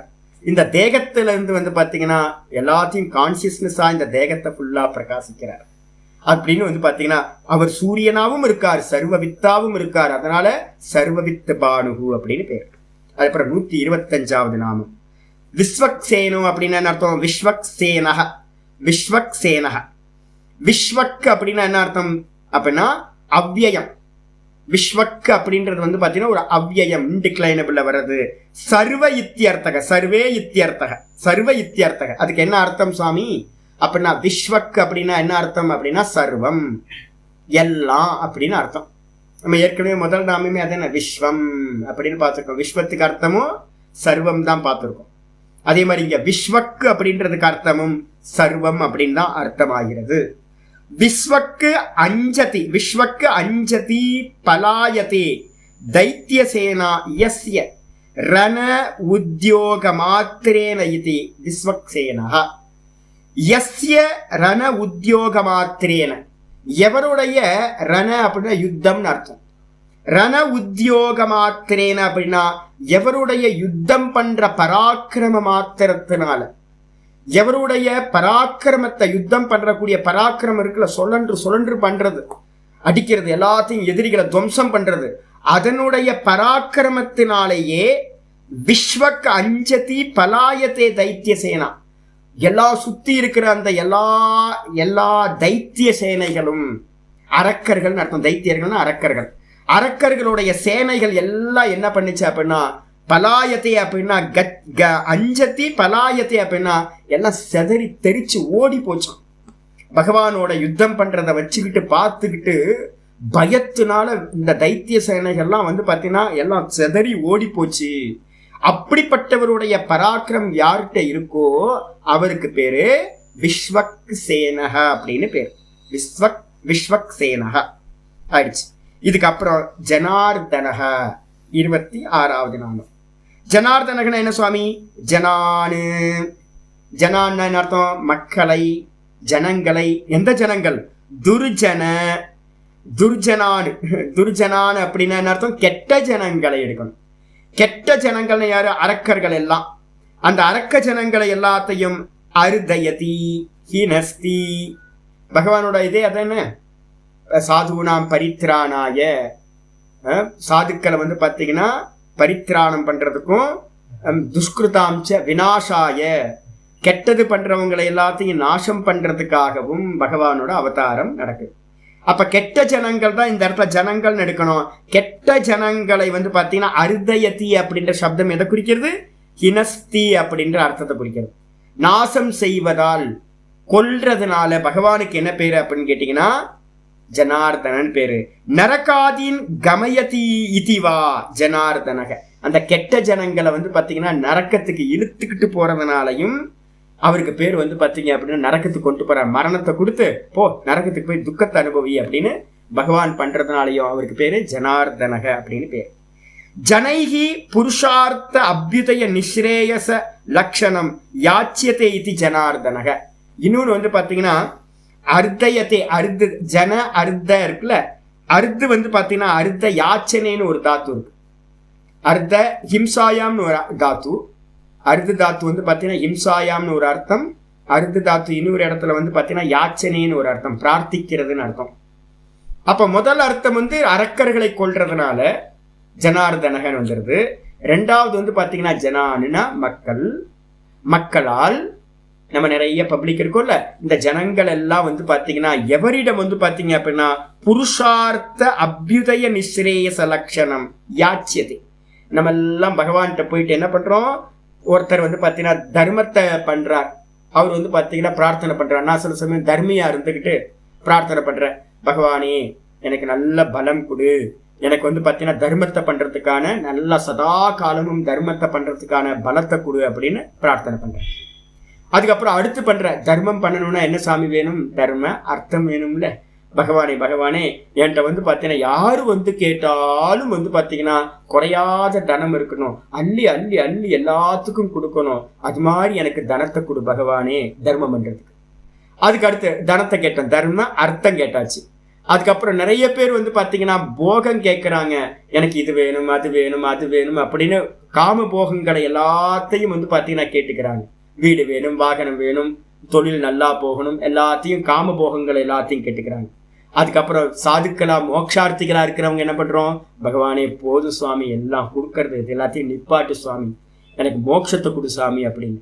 அப்போ நம்ம எல்லாருமே பிரார்த்தனை பண்றோம். ஒவ்வொருத்தரும் இந்த 4 வித புருஷார்த்தங்களை என்ன பண்றோம்? புருஷார்த்த கூட வந்து பாத்தீங்கன்னா புருஷார்த்தம்ன்றது வந்து பாத்தீங்கன்னா எத்தனை இருக்கு? புருஷார்த்தம்ன்றது வந்து பாத்தீங்கன்னா தர்ம அர்த்த காமம் இருக்குல்ல, இதுக்கு வந்து பாத்தீங்கன்னா அபியுதயம்னு பேர். அபியுதயம்னு என்ன அர்த்தம்? மேன்மைன்னு பேர். நமக்கு மேல இருக்கிறது. கொஞ்சம் 1 லட்சம் இருக்கவன் 5 லட்சம் கேட்கறான், கொஞ்சமா தானம் பண்றவன் அதிகமா தானம் பண்றதுக்கு கேட்கறான், கொஞ்சமா போகம் பண்றவன் அதிகமா போகம் பண்றதுக்கு சொர்க்கத்தை கேட்கறான். அப்ப இதுக்கெல்லாம் பேர் வந்து அபியுதயம் அப்படின்னு பேர். நம்ம சங்கல்பம் பண்ணும் போதே வந்து பாத்தீங்கன்னா ஈஸ்வர பிரீத்தியர்த்தம், அபியுதய பிராப்தி அர்த்தம் அப்படின்னு நம்ம சொல்றோம்.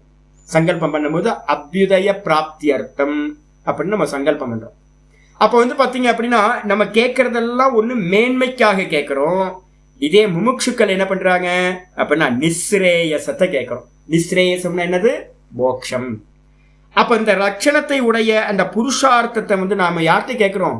பகவான்கிட்ட போயிட்டு வந்து பார்த்தீங்கன்னா பகவானே பகவானே எனக்கு இதை கொடு சுவாமி சுவாமி சுவாமி. வேதாந்தம் படிச்சவங்களா இருந்தாலும் சரி, சொல்லி கொடுக்குற நான் வந்து டெய்லி வந்து பார்த்தீங்கன்னா 1000 முறை கேட்டுக்கிட்டு இருக்கேன், போது சாமி போது சாமி, பகவானே மோட்சத்தை கொடு, நீ ஒன்ன கூடி எனக்கு ஒன்ன கூடி எனக்கு ஒன்ன கூடு. புரியுது, நல்லா புரியுது. ஆனா நான் ஏதோ ஒரு லேயர் இருக்கு, நீ நானும் பேதத்தோட இருக்கிற மாதிரியே இருக்கேன். பகவான் அந்த பேதத்தை உடச்சு விட்டு நான்றது நான் எண்ணும் போதில் இன்னைக்கு காலையில் கூட நான் வந்து பார்த்தீங்கன்னா பிரார்த்தனை தான் பண்ணியிருக்கேன் சாமிகிட்ட. நான் அப்படின்னு எண்ணும் போது நீ வேற நான் வேறேன்னு ஒரு தாட் இருக்கான சாஸ்திரம் சொல்லுது. பகவான் தான் நானா இருக்கேன், நான் தான் சொல்லி கொடுத்துக்கிட்டே இருக்கேன். சொல்லி கொடுத்துக்கிட்டே இருக்கும்போது கூட வந்து பார்த்தீங்கன்னா என்ன இருக்குன்னா ஏதோ ஒரு லேயர், சின்ன தின் லேயர் வந்து பார்த்தீங்கன்னா ஒரு பேதத்தை, ஜீவன் நானு பகவான் வேற அப்படின்ற ஏதோ ஒன்று பிரார்த்தனை பண்றதுக்கு ஒரு ஆள் வேற அப்படின்ற மாதிரி. நான் எங்க பிரார்த்தனை பண்றது? பகவானே நானா இருக்கேன் அப்படின்னா நான் எதுக்கு பிரார்த்தனை பண்றேன்? என்ன பிரார்த்தனை பண்றேன்? மோட்சம்ன்றது என்னது? கேட்கறதா? யாரும் கொடுக்கறதா? அப்ப நானே பகவானா இருக்கேன் அப்படின்றது இன்னும் உணராம இருக்கிறது ஏதோ ஒரு தடுத்துக்கிட்டு நிக்குது. என்ன சுவாமி, அதை போக்கு சாமி அப்படின்னு. அப்ப மோட்சத்தையும் வந்து பாத்தீங்கன்னா முமுட்சுக்கள் என்ன பண்றாங்க, பிரார்த்தனை பண்றாங்க. யார்கிட்ட? பகவான்கிட்ட. அப்படி பிரார்த்தனை பண்றதுனால அந்த பகவான் வந்து பாத்தீங்கன்னா ஜனார்தனகன்னு பேர். அடிச்சா பாஷிக்கார் அடுத்து சொல்றார் வேதகா அப்படின்னு பேர். வேதகனா என்ன சுவாமி? இதுக்கு இந்த ஜனார்தனுக்கு இன்னொரு மீனிங் நான் ஏற்கனவே சொல்லிட்டேன். ஜனான் அப்படின்னா ஜீவ அபிமானான் அர்த்தயதி நாசயதி இது ஜனார்தன. ஜீவ அபிமானங்களை வந்து பாத்தீங்கன்னா, ஜீவ அபிமானங்கள் இருக்கு பாத்தீங்களா, ஜீவன்ற அபிமானம், அந்த அபிமானத்தை நாசம் செய்கிறவர்னால அவருக்கு பேரு ஜனார்தனகான்னு பேர். இது மூணாவது அர்த்தம் எடுத்துக்கணும். இதுதான் வந்து பாத்தீங்கன்னா குருவை குறிக்கக்கூடியது. பகவானை வந்து பாத்தீங்கன்னா திரும்ப திரும்ப திரும்ப திரும்ப என்ன பண்ணிட்டு இருக்கோம், ஆவர்த்தி பண்ணிட்டு இருக்கோம். திரும்ப திரும்ப பகவானை நினைச்சுக்கிட்டு இருக்கிறது அவர்தான் அவர்தான் அவர்தான் இருக்கார், நானா இருக்கார், உள்ள இருக்கிற நான் அவர்தான் அப்படின்னு சொல்லிட்டே இருக்கும். அப்ப பகவான் என்ன பண்றாரு, உள்ள மெதுவா அந்த ஜீவத்துவத்தை என்ன பண்றாரு, ஜீவத்துவத்தை வந்து பாத்தீங்கன்னா நாசம் பண்றாரு. நாசம் பண்றதுனால அவருக்கு பேரு ஜனார்தனகன்னு பேர்.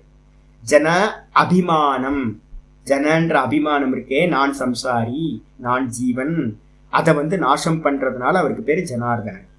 இது அப்புறம் 127வது நாமம் வேதக அப்படின்னு பேர். வேதகனா என்னது, பகவான் சொல்லிட்டார் வேத சுரூபத்துவாத் வேதகா. வேத சுரூபமா இருக்காரா சுவாமி பகவான்? எப்படி இருக்கார்? வேத சுரூபமா இருக்கார். வேதயதி இதிவா வேதகா. அடுத்து இந்த வேதத்தினால நம்ம எதை அறியறோம், அவர் வேத. வேதத்தை வந்து நம்ம ஏன் சுவாமி படிக்கிறோம் அப்படின்னா வந்து பார்த்தீங்கன்னா, அதான் எனக்கு துக்கம் வருது என்னன்னு கேட்டிங்கன்னா, வேதம் படிக்கிறவங்க எல்லாம் வந்து பார்த்தீங்கன்னா மகாபெரியவர் அடிச்சுக்கிட்டார். மகாபெரியவர் என்ன பண்ணாருன்னு கேட்டிங்கன்னா, நிறைய ஏற்பாடு பண்ணார். பாஷ்யம் படிங்க, வேத பாஷ்யம் படிங்க, அர்த்தம் படிங்க அப்படின்னு. இப்போ கூட வந்து பார்த்தீங்க அப்படின்னா நல்ல ஸ்டைஃபண்ட்லாம் கொடுக்குறாங்க வேதம் படிக்கிறதுக்கு. ஆனால் வரது வந்து பார்த்தீங்கன்னா ரொம்ப கம்மியாக தான் வராங்க. வேதம் படிச்சுட்டு என்ன பண்ணுறாங்கன்னு கேட்டிங்கன்னா, அவங்கவுங்க காரியத்தை பார்க்க போயிடுறாங்க. வேதத்தோட அர்த்தம் படிக்கும் போது தான் தெரியும், பிரம்மவிதா ஆப்னோதி பரம் சத்யம் ஞானமனந்தம் பிரம்ம யோ வேத நிகிதம் குஹாயாம் பரமே வியோமன். தைத்திரியத்தை வந்து பார்த்தீங்கன்னா டெய்லி பதமா நல்லா சொல்லிட்டு விட்டுருவாங்க.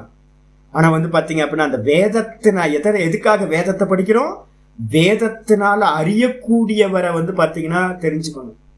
வேதத்தினால் அறியக்கூடியவரை தெரிஞ்சுக்கல அப்படின்னா அந்த வேதம் வந்து பார்த்தீங்கன்னா டெட் பாடி மாதிரி ஆயிடும் உங்களுக்கு. அதனால தான் முக்கியமாக சொல்கிறோம் வேத ரூபம். அவர் வந்து பார்த்தீங்கன்னா அவரோட ஃபார்ம் என்னப்பா அப்படின்னா, இப்போ சொல்கிறீங்க பரமஹம்சானந்தா எப்படி இருப்பார், ஒரு தாடி வச்சிருப்பார், ஒரு கொண்டை வச்சிருப்பார், லீனா இருப்பார், குள்ளமா இருப்பார் அப்படின்னு ஒரு ஃபார்ம் சொல்கிறோம். பகவான் எப்படி இருப்பார் அப்படின்னு கேட்டால் அவரோட ஃபார்மே வந்து பார்த்தீங்கன்னா வேதம் தான். சரி, அப்போ பகவான் வந்து வேதம் அவரோட பாடியா இருக்கு அப்படின்னா அந்த பாடிக்குள்ளார நான் இருக்கேன்ல, அதே மாதிரி வேதத்தினால வந்து பாத்தீங்கன்னா உள்ள இருக்கிறவர் அறியணும். வேதத்தினால உள்ள இருக்கிறவர் அறியறதுனால வேதயதி இதுவா வேதக. வேதயதி அப்படின்னா உள்ள இருந்து அவர் தான் அறிகின்றார். அவரை அறியறதுக்காக தான் இந்த வேதத்தை நம்ம அத்தியனம் பண்றோம். வேதம்ன்றது அவரோட ஸ்தூல தேகம், உள்ள இருக்கிற அறிபவர் இருக்காரே அவர் தான் அவருடைய சுரூபம். வேதக அப்படின்னு என்ன அர்த்தம், வேதநாத் வேதக, வேதநாத்னு அறியப்படுவதால் அவர் வந்து பார்த்தீங்கன்னா வேதகன்னு பேர். அவர் தான் உள்ள இருந்து அறியறார். அதனால தான் சொல்றது வேதயதி இதுவா. வேதயத்தினா அறிகின்ற காரணத்தால் உள்ள இருந்து அவர் தான் சுவாமி அறியறார்.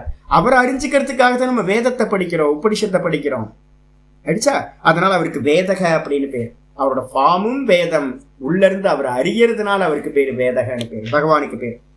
அதே நேரத்துல தேஷாம் ஏவானுகம்பார்த்தம் அகமஜ்ஞானஜம் தமஹ நாசயாம் யாத்மபாவஸ்தஹ ஞானதீபேன பாஸ்வதா. கீதால வந்து 10:11 வந்து பாத்தீங்கன்னா பகவானோட வச்சனம் சொல்லப்பட்டிருக்கு. தேஷாம் ஏவ அனுகம்பார்த்தம், யாரெல்லாம் முமுட்சுக்களா இருக்காங்களோ, புண்ணிய கர்மா பண்ணி நல்ல அந்த சிரவண மனனம் பண்ணிட்டு இருக்காங்களோ அவங்களுக்கெல்லாம் நான் என்ன பண்றேன், அனுகம்பார்த்தம்னா என்ன அர்த்தம், கருணைன்னு அர்த்தம். தமிழ்ல அருள்னு இருக்கு, தப்பா ஸ்பெல்லிங் இருக்கு பாத்தீங்க, அது மாத்தீங்க. அவர்களுக்கு நான் என்ன பண்றேன், அனுகம்பார்த்தம்ன்றதுக்கு அர்த்தம் கருணைன்னு அர்த்தம், கிருபா. பகவான் வந்து பாத்தீங்கன்னா உள்ள கிருபா பண்றார். என்ன கிருபா பண்றாரு அப்படின்னா அஜ்ஞானஜம் தமக, அகம் அஜ்ஞானஜம் தமக, அஜ்ஞானத்திலிருந்து உண்டான ஒரு இருட்டு, தபசுனா இருட்டு, புத்தியை மறைச்சிருக்கு. புத்தியை மறைச்சுக்கிட்டு, அஜ்ஞானத்தோட இருட்டு நம்மளுடைய புத்தியை மறைச்சுக்கிட்டு என்ன பண்ணுது அப்படின்னு கேட்டீங்கன்னா, நான் வேற பகவான் வேற அப்படின்னு என்ன ஜீவனா என்ன பார்த்துக்கிட்டு இருக்கேன் நான். ஆனா பகவான் என்ன பண்றாரு அப்படின்னா, உள்ள அந்த புத்திக்குள்ளாரையே இருந்துகிட்டு ஆத்ம பாவஸ்தா, நான் புத்தியிலேயே பாத்தீங்கன்னா அவர் என்னவா இருக்கார், அறிகின்றவனா அவர் தான் இருக்கார். அவர் தான் அனுகிரகமும் பண்றார். உள்ள இருக்கிற அவரே அனுகிரகம் பண்ணி என்ன பண்றார், இந்த அஜ்ஞானம்ன்ற தமச பாத்தீங்கன்னா என்ன பண்றார், இருட்ட நாசயாமி, நான் என்ன பண்றேன், நாசயாமி ஆத்ம பாவஸ்தக. உள்ள பாத்தீங்கன்னா நான் நானா இருந்துகிட்டு அவர் என்ன பண்றார், நம்மளுடைய அஜ்ஞானத்தை எல்லாத்தையும் நாசம் பண்றார். எப்படி, ஞான தீபேன பாஸ்வதா, ஞான தீபத்தினால உண்டாகிற பிரகாசத்தினால, ஞான பிரகாசத்தினால என்ன பண்றார், அங்க இருக்கக்கூடிய நான் ஜீவன் நான் சம்சாரின்ற ஒரு எண்ணம் இருக்கே, இதை எல்லாத்தையும் நான் தேகம் அப்படின்ற எண்ணங்கள்லாம் இருக்குல்ல, அதை எல்லாத்தையும் ஓட ஓட விரட்டுறார். இது பிரகாசம் வர வர வர அந்த அந்தகாரம் எல்லாம் ஓடி போயிடுது, யதார்த்தம் புரிய ஆரம்பிச்சிருது. மெதுவா மெதுவா மெதுவா இது நடக்குது. அதனால பாத்தீங்கன்னா உள்ள இருந்து அவர் தான் நமக்கு என்ன பண்றார், அனுகிரகம் பண்ணி அவர் தன்னை பிரகாச சுரூபமா வெளிப்படுத்தி நம்முடைய அஜ்ஞானத்தை எல்லாத்தையும் அகற்றுகின்றார். அதனால அவருக்கு பேர் பாத்தீங்கன்னா வேதக அப்படின்னு பேர். இதுக்கப்புறம் வேத வித்துனா என்ன சுவாமி, 128 வேத வித்துனா ஆச்சாரியர் சொல்றார், யதாவத்து வேத யதாவத்து வேத யதாவத்து வேதம் யதாவத்து வேதம் வேதார்த்தம் ச வேத்தி இது வேதவித்து. யதாவத்துனா என்ன அர்த்தம்னா உள்ளது உள்ளபடி. நிறைய பிரச்சனை இதாச்சு. என்னன்னு கேட்டீங்கன்னா, இந்த யதார்த்த அர்த்தம் பாத்தீங்கன்னா இந்த பரம்பரையில வர அர்த்தங்கள் பாத்தீங்கன்னா விட்டு போச்சு. நிறைய அர்த்தம் விட்டு போச்சு. இப்ப நானே உங்களுக்கு சொல்றேன் இல்ல, எனக்கு ரொம்ப துக்கம் என்னன்னா, நம்ம ஹிரண்ய கர்ப்பரை பத்தி அதிகம் பேசாமையே விட்டுட்டோம். அதே மாதிரி பாத்தீங்கன்னா சிவபெருமானோட தத்துவங்களா பேசுறதை விட்டுட்டோம். நம்ம அந்தர்யாமியா இருக்காருன்னு நம்ம என்ன பண்ணிட்டோம்னு கேட்டீங்கன்னா, வேதத்தோட அர்த்தத்தை உள்ளது உள்ளபடி அறியாம போயிட்டோம். எங்க போனாலும் என்ன பண்ணுது அப்படின்னா, வேதத்தோடையே எல்லாம் நடந்துகிட்டு. சிவனை உள்ள பாருங்க அப்படின்னா சிவனை வெளியிலேயே பாக்குறோம். நல்லா இப்ப பாருங்க, இப்ப நடக்க போகுது எல்லாம், சிவராத்திரி வரப்போதா, பெரிய பெரிய ஆர்ப்பாட்டங்களா எல்லாம் நடக்கும். ஆக்சுவலா என்னன்னு கேட்டீங்கன்னா, வெளியில பற்ற ஆராதனைகள் எல்லாம் உள்ள பகவான் பாத்தீங்கன்னா அந்தர்யாமியா இருக்காரு அப்படின்னு. அந்தர்யாமி பிராமணம்னு பிருகதாரண்யத்துல அவ்வளவு ஸ்பெஷலா சொல்லுது. உள்ள இருக்கார் பகவான். எப்படி இருக்கார், உள்ள இருக்கார், சிவமா இருக்கார். அவர் ஈஸ்வரன் எப்படி இருக்கார், சிவமா இருக்கார், அந்தர்யாமியா இருக்காரு. அதே அவர் தான் சூத்திராத்மாவா இருக்காரு அப்படின்னா சொல்லுது. நம்ம விட்டுட்டோம். அப்ப பாத்தீங்கன்னா வேதத்தோட அர்த்தங்களை பாத்தீங்கன்னா யதாவத்து வேதம். வேதம் எதுக்கு அப்படின்னு பாத்தீங்கன்னா, வேதம் பாத்தீங்கன்னா சாஸ்திரம் கீதாச்சாரியர் சொல்லுவது, சங்கர பாஷ்யம் சொல்லுது, வேதத்தோட பூர்வ காண்டம் எல்லாம் எதுக்கு அப்படின்னா, நிஷ்காமியமா பகவானுக்காக கர்மத்தை பண்ணி சித்த சுத்தியை அடைஞ்சு அந்த உள்ள இருக்கிற அந்த வேதத்தோட மறைபொருளா இருக்கிற அந்த பகவான் அறியறதுக்காக. நம்ம என்ன பண்ணிட்டோம், வேதத்தை பாத்தீங்கன்னா கர்ம காண்டம் ஆக்கி ஆசா பாசங்களுக்காக அதை உபயோகப்படுத்திட்டோம். வேதத்தோட தாத்பரியத்தை விட்டுட்டோம். வேதம் மொத்தமும் எதுக்காக அப்படின்னா, அந்த பரமாத்மாவை பாத்தீங்கன்னா நான் உள்ளதான், அவர் தான் நானா இருக்காருன்னு தெரிஞ்சுக்கிறதுக்காகத்தான் வேதம் மொத்தமும். வேதத்தோட சிரஸை பாத்தீங்கன்னா கர்மகாண்டிகள் என்ன பண்ணிட்டாங்க, தூக்கி போட்டாங்க உபனிஷத்தை. வெறும் கர்மகாண்டத்திலையும் மாட்டிக்கிட்டு அவஸ்தப்பட்டு இருக்காங்க. ஞானம் யாருக்கும் அதிகம் விசாரத்துக்கே வராம போயிடுச்சு. அப்ப ஆச்சாரியர் சொல்றாரு, யதாவத்து வேதம், உள்ளது உள்ளபடி வேதத்தையும் வேதார்த்தம் ச, வேதத்தினுடைய அர்த்தங்களையும் வேத்தி இதி அறிகின்ற காரணத்தால். பகவான் யாரு அப்படின்னா வேதவித் அப்படின்னு பகவானுக்கு பேரு. பகவானுக்கு பேர் வேதவித் அப்படின்னு பேரு. ஆச்சாரியர் சொல்ற, வேதாந்த கிருத் வேத விதேக வேதாந்த கிருத் வேத விதேவச்சாகம். கீதால பாத்தீங்கன்னா 15:15 பாத்தீங்க அப்படின்னா அருமையான ஸ்லோகம் பாத்தீங்கன்னா பகவான் கொடுத்திருக்கார். 15:15 இருக்கு, சர்வஸ்ய சாகம் ஹிருதி சந்நிவிஷ்டா. அந்த ஸ்லோகம் ரொம்ப முக்கியமான ஸ்லோகம். சர்வஸ்ய சாகம் ஹிருதி சந்நிவிஷ்டா மத்த ஸ்மிருதிர் ஞானம் அபோகனம் ச வேதைஸ்ச சர்வைர் அகமேவ வேத்யஹ வேதாந்த கிருத் வேத விதேவச்சாகம். இப்ப நான் பேசிக்கிட்டு இருக்கிற மொத்த அர்த்தத்தையும் ஒரே ஸ்லோகத்துல பகவான் சொல்லிட்டார். சர்வஸ்ய சாகம் ஹிருதி சந்நிவிஷ்டக, நான் எல்லா ஜீவராசிகள்லையும் ஹிருதயத்திலையும் வீற்றிருக்கின்றேன். எப்படி அந்தர்யாமியா. அப்ப இந்த வேதத்தை படிக்கதான் ஏதோ நமக்கு புண்ணியம் இருக்கிறதுனால படிக்கிறோம்.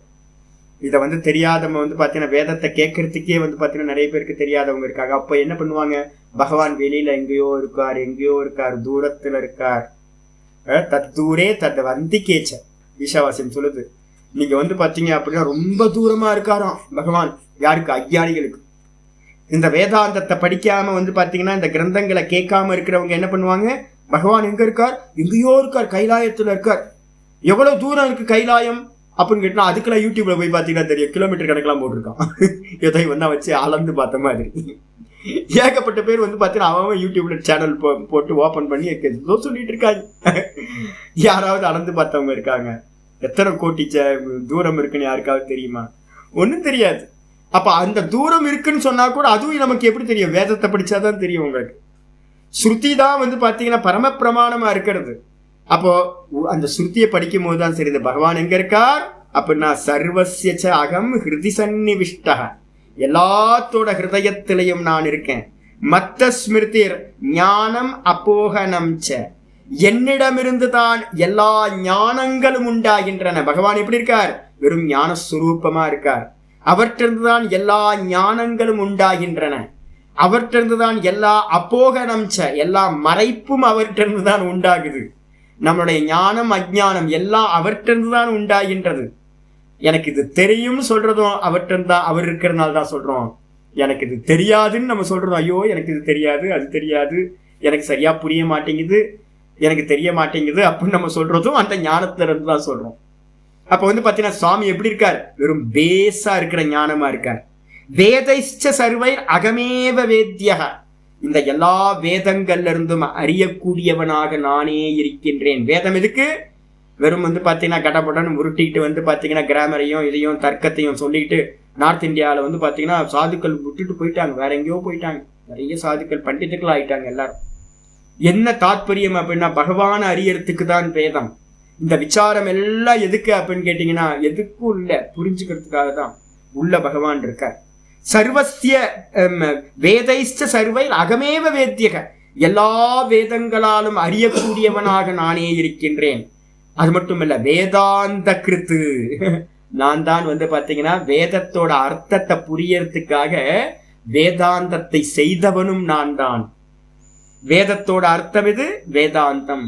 அந்த வேதாந்தத்தை யார் பண்ணார்? நான் தான் பண்ண. வேதாந்த கிருத்து. அது மட்டும் இல்ல, வேத விதேவச்சாகம், அந்த வேதத்தோட உட்பொருளை அறிந்தவனும் நானே தான். வேதாந்தத்தையும் நான் தான் பண்ணினேன். அந்த வேதாந்தத்தோட அர்த்தம் எது அப்படின்றத அறிந்தவனும் நானாகவே இருக்கின்றேன் அப்படின்னு வந்து பகவான் சொல்லிட்டார். வேத வித்துன்னு பேர். இதுக்கு அடுத்தது வந்து பாத்தீங்கன்னா ஆச்சாரியர் சொல்ற, இது பகவத் வச்சனார் சொல்லியாச்சு. சர்வே வேதா சர்வ வேத்யாக, ஆச்சாரியர் ஒரு மகாபாரத்ல இருந்து ஒரு கொட்டேஷன் சொல்றார். சர்வே வேதா சர்வ வேத்யா சசாஸ்திராஹ சர்வே யஜ்ஞா சர்வ யிஜ்யாஸ்ச கிருஷ்ண விது கிருஷ்ணம் பிராமணாஸ் தத்வதோ ஏ தேஷாம் ராஜன் சர்வ யஜ்ஞ சமாப்தாஹ.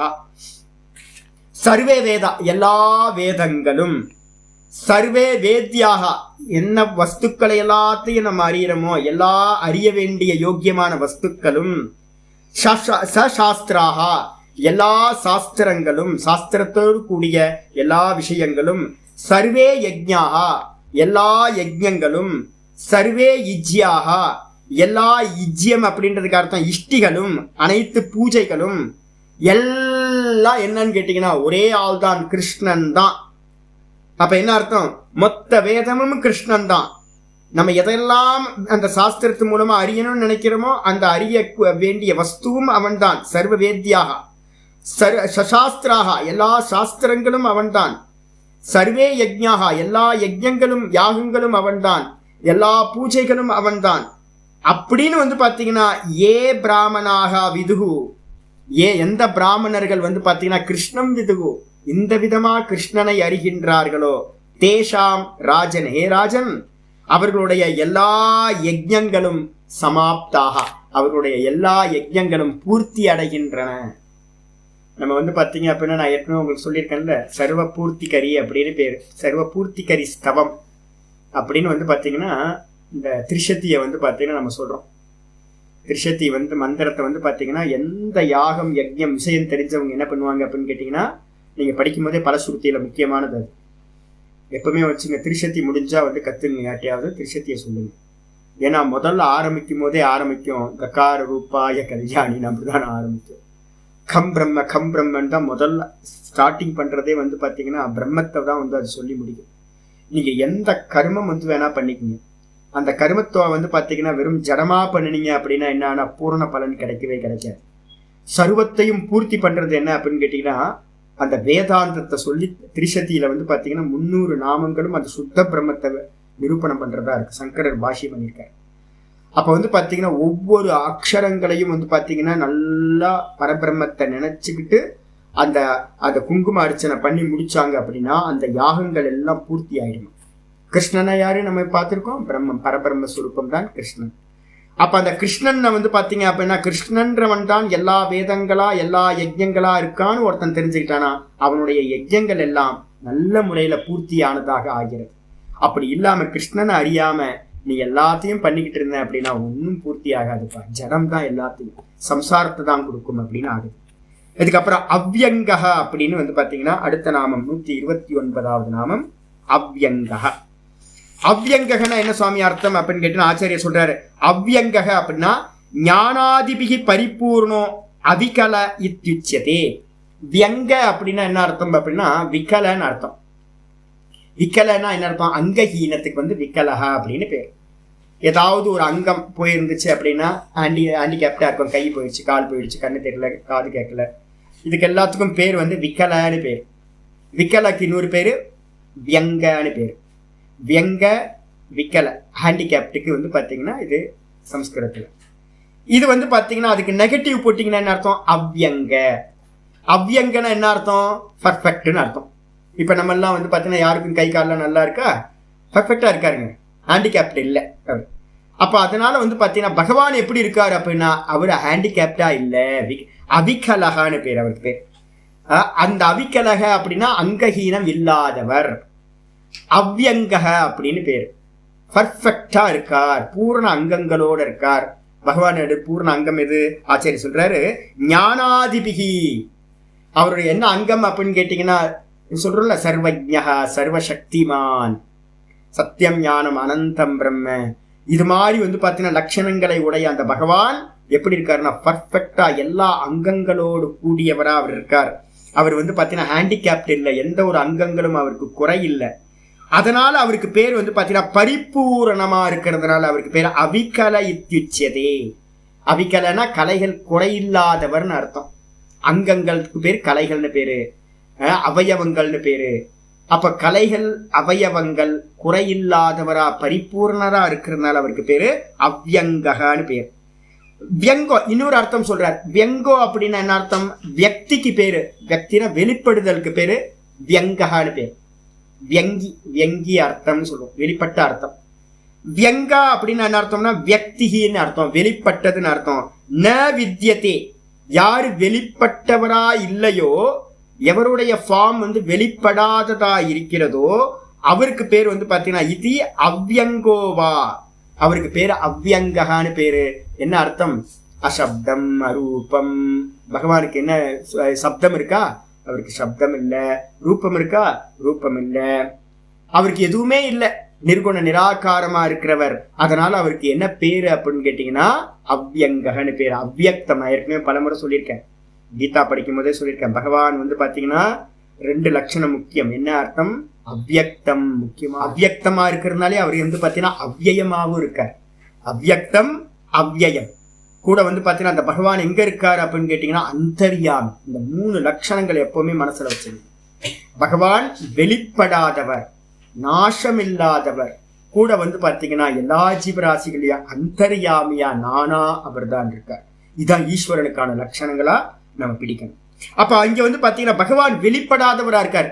இந்த தேகம் வெளிப்பட்டது, கண்ணாடியில பார்க்கலாம், இந்த இந்திரியங்களை பார்க்கலாம், எல்லாத்தையும் நம்ம பார்க்கலாம். அந்த நான் அப்படின்றத பார்க்க முடியுமான்னு கேட்டீங்கன்னா நானும் பார்க்க முடியாது சாமி, ஏன்னா அது வெளிப்படாதது. அதனால வந்து பாத்தீங்கன்னா அந்த நானுக்கு பேரு, பகவானுக்கு பேர் வந்து பாத்தீங்கன்னா அவ்யங்கன்னு பேரு. அதுக்கப்புறம் அவ்யக்தோயம் அவிகாரியோயம் அச்சிந்தியோயம் அப்படின்னு வந்து பாத்தீங்கன்னா 2:25 வந்து பாத்தீங்கன்னா ஸ்லோகமானது சொல்லப்பட்டிருக்கு. அவ்யக்தோயம், பகவான் வந்து பாத்தீங்கன்னா அவ்யக்தமா இருக்கார், வெளிப்படாமல் இருக்கின்றார் அப்படின்னு சொல்லப்பட்டிருக்கு. இதுக்கப்புறம் 130வது நாமம் வந்துருது. வேதாங்க அப்படின்னு பேர். வேதாங்க அப்படின்னு பேர். வேதாங்கன என்ன அர்த்தம்? வேத அங்கபூதா யஸ்ய ச வேதாங்க. இந்த வேதமே வந்து பாத்தீங்கன்னா எவருக்கு அங்கங்களாக இருக்கின்றதோ, ரிக்யது சாம அதர்வனம் வந்து பாத்தீங்கன்னா யாருக்கு வந்து பாத்தீங்கன்னா அங்கங்களாக இருக்கின்றனவோ அந்த ஆளுக்கு பேர் வந்து வேதாங்கன்னு பேரு. எவருக்கு வேதங்களே அங்கங்களோ அவர் வேதாங்க. பகவானுக்கோட அங்கங்கள் வந்து வேதங்களா இருக்கு, அதனால வேதாங்கன்னு பேர். அதுக்கப்புறம் திரும்ப ரிப்பீட் ஆகுது பாருங்க. 131வது நாமம் வேத வித் அப்படின்னு ரிப்பீட் ஆகுது. 131வது நாமம் 128வது நாமம் ரெண்டுமே ஒரே இதா இருக்கு. ஆனா மீனிங் வந்து பாத்தீங்க அப்படின்னா டிஃபரெண்ட் ஆச்சாரியர் எடுக்கிறார். 2வது வேத வித்துக்கு என்ன அர்த்தம்? வேதானு விந்தே விசாரயதி இது வேத வித்து.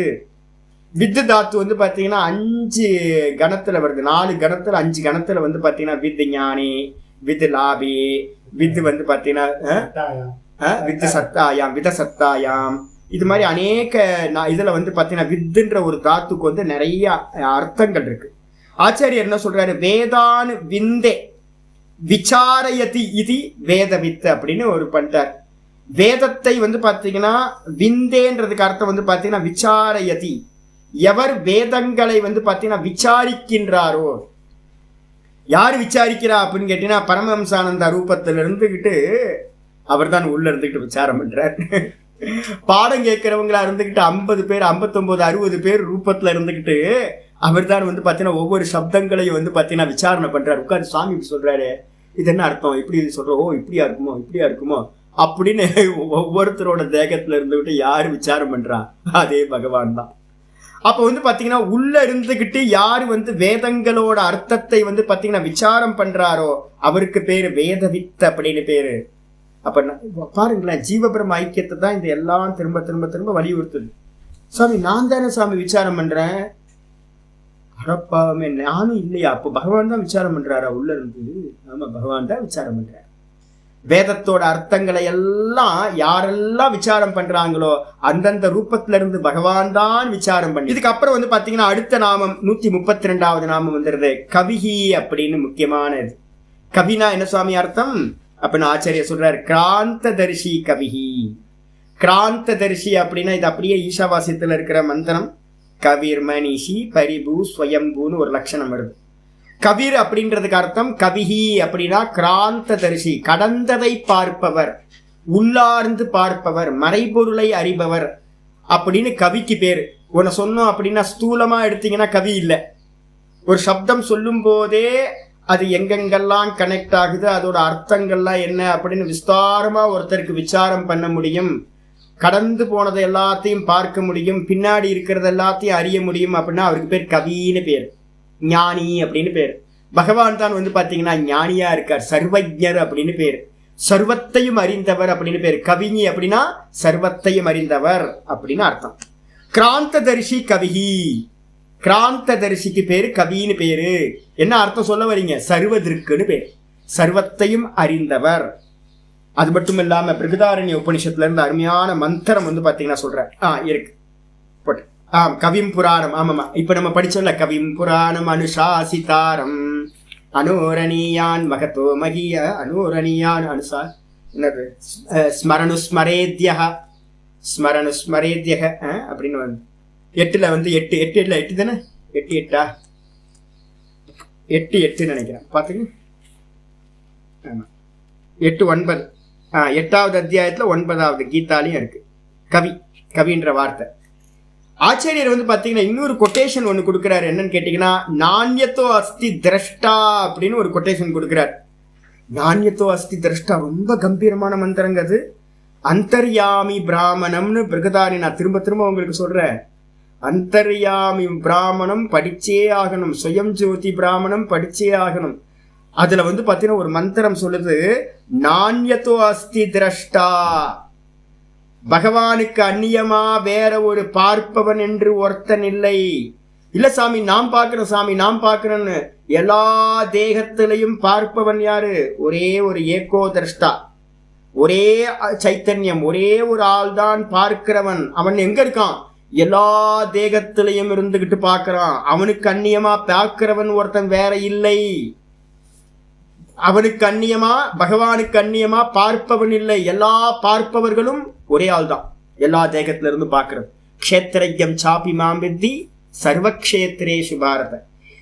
இந்த தேகத்திலிருந்து பார்க்கின்றவனாக என்னை அறிவாயாக. அப்போ எல்லா எறும்புல இருந்து பிரம்மா வரைக்கும் எல்லா தேகத்திலையும் இருக்கிற பார்ப்பவன் ஒரே ஒருத்தர் தான். அவனுக்கு அந்நியமா வேறு பார்ப்பவன் இல்லை. நான்யதோ அஸ்தி திரஷ்டா, நான்யதோ அஸ்தி ஸ்ரோதா.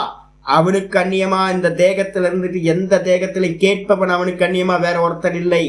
உள்ள இருந்து அவன் தான், எல்லா காது மூலமா அவன் தான் கேட்கிறான். அவனுக்கு அந்நியமா கேட்கிறவன் இல்லை. நான்யதோ அஸ்தி மந்தா, எல்லா தேகத்திலையும் மனசுல இருந்துகிட்டு அவன் தான் மனதுக்கு மனதா இருந்துகிட்டு சிந்திக்கின்றான். அவனுக்கு அந்நியமா சிந்திப்பவன் யாரும் இல்லை. நான்யதோ அஸ்தி விஜ்ஞாதா, அவனுக்கு அந்நியமா இந்த புத்தியில எல்லாத்தோட புத்தியில இருந்துகிட்டு அவன் தான் அறிபவனா இருக்கான். அவனுக்கு அந்நியமா பாத்தீங்கன்னா அறிபவன் என்று ஒருத்தன் இல்லை. அப்படின்னா ஏஷத ஆத்மா அந்தர்யாமி, முக்கியமா மந்திரம் வந்துருது. எப்படி இருக்காருன்னா அந்த ஆத்மா தான் பாத்தீங்கன்னா ஏஷத ஆத்மா, அவர் தான் உன்னுடைய ஆத்மாவா இருக்கார். அவர் எங்க இருக்கார்? உன்னுடைய ஆத்மாவா இருக்கார். எப்படி இருக்கார்? அந்தர்யாமி, அந்தர்யாமியா இருக்கார். அப்போ நானா இருக்கார். அந்த நானா இருக்கிறவர் தான் அந்தர்யாமின்னு பேரு. அமிர்தோ, அவர் தான் அமிர்த சுரூபம். அதோ அந்நியதார்த்தம், இதுக்கு அந்நியமா, இந்த பகவானுக்கு அந்நியமா அறிபவனுக்கு அந்நியமா இருக்கிறது எல்லாம். ஆர்த்தம்னா என்ன அர்த்தம் கேட்டீங்கன்னா துக்கம்னு அர்த்தம். சர்வம் துக்கம், அல்பம்னு அர்த்தம். அப்ப பாத்தீங்கன்னா அந்த உள்ளுக்குள்ளார இருக்கிற கான்சியஸ்னஸ் தான் ஆத்மா. அவர்தான் அந்தர்யாமி, அவர்தான் அமிர்த சுரூபம், அவர்தான் பகவான், அவர்தான் சர்வஜர். எல்லா தேகத்துல இருந்து எல்லாத்தையும் அறிஞ்சுக்கிட்டு இருக்கார் அப்படின்னு பாத்தீங்கன்னா அந்தர்யாமி பிராமணத்துல முடிவா கடைசி மந்திரமா அது சொல்லப்படுது. அதுதான் இங்க ஆச்சாரியார் சொல்றார். அதனால இதெல்லாம் படிக்கும் என்ன தெரியணும் அப்படின்னு கேட்டீங்கன்னா, இந்த நான் உள்ள இருக்கிற நானை தான் நம்ம பாத்தீங்கன்னா பார்க்கணும். அதான் பகவான். அந்த நான் சுத்த நான் தான் பாத்தீங்கன்னா பகவானா ஈஸ்வரனா அந்தர்யாமியா இருக்கார் அப்படின்னு சொல்லியாச்சு. சொன்னதுக்கு பிறகு பாத்தீங்கன்னா இத்தியாதி ஸ்ருதேகே கபீர் மனிஷி அப்படின்னு பாத்தீங்கன்னா ஈஷாவாசிய மந்திரமும் இருக்கு. கபீர் மனிஷி, அவர் எப்படிப்பட்டவர் அப்படின்னா புத்தியில இருந்துகிட்டு எல்லாத்தையும் அறிகிறார். எல்லாத்தோட புத்தியில இருந்துகிட்டு எல்லாத்தையும் அறிகிறார். சர்வஜனா இருக்கார். எப்படிப்பட்டவர் அப்படின்னா மனிஷி அப்படின்னா மனசக ஈஷா, மனசுக்கு ஈஷா மனிஷா அப்படின்னு பேர். மனதை பாத்தீங்கன்னா ஆளக்கூடியவரா இருக்கார். எல்லாத்தோட மனதையும் பாத்தீங்கன்னா கண்ட்ரோல் பண்றவரா இருக்கார். பிராணபந்தனமிகி மனசோமிய அப்படின்னு மந்திரம் சாந்தோக்கியத்துல இருக்கு. பிராண ரூபத்தில் அவர் இருந்துகிட்டு எல்லாத்தோட மனசையும் கட்டி வச்சுக்கிட்டு எல்லாத்தையும் ஆள்றவரா இருக்காராம். அதனால பாத்தீங்க அப்படின்னா கபீர் மனிஷி அப்படின்னு அவருக்கு சொல்லப்பட்டிருக்கு. இத்தியாதி மந்திர வர்ணாத், இந்த விதமா மந்திர வர்ணங்கள் இருக்கின்றன. நாமத்தை சொல்லிடுவோம். மொத்தமும் பாத்தீங்கன்னா 10 நாமங்கள் இருக்கு. ஓம் சர்வகாய நமஹ, ஓம் சர்வவித்பானவே நமஹ, ஓம் விஸ்வக்சேனாய நமஹ, ஓம் ஜனார்தனாய நமஹ, ஓம் வேதாய நமஹ, ஓம் வேதவிதே நமஹ, ஓம் அவ்யங்காய நமஹ, ஓம் வேதாங்காய நமஹ, ஓம் வேதவிதே நமஹ, ஓம் கவயே நமஹ. ஓம் பூர்ணமதః பூர்ணமிதம் பூர்ணாத் பூர்ணமுதச்யதே பூர்ணஸ்ய பூர்ணமாதாய பூர்ணமேவாவசிஷ்யதே. ஓம் சாந்தி சாந்தி சாந்தி. ஓம் காயேன வாசா மனசேந்திரியைர்வா புத்யாத்மனா வா பிரகிருதேர் ஸ்வபாவாத் கரோமி யத்யத் சகலம் பரஸ்மை நாராயணாயேதி சமர்ப்பயாமி. ஓம் தத்சத் இதி பரபிரம்மார்ப்பணமஸ்து. ஓம் ஸ்ரீராம ராம ராமேதி ரமே ராமே மனோரமே சகஸ்ரநாம தத்துல்யம் ராம நாம வரானனே. ஸ்ரீராம ராம ராமேதி ரமே ராமே மனோரமே சகஸ்ரநாம தத்துல்யம் ராம நாம வரானனே. ஸ்ரீராம ராம ராமேதி ரமே ராமே மனோரமே சகஸ்ரநாம தத்துல்யம் ராம நாம வரானனே. ஸ்ரீராம நாம வரானன ஓம் நம இதி. ஓம்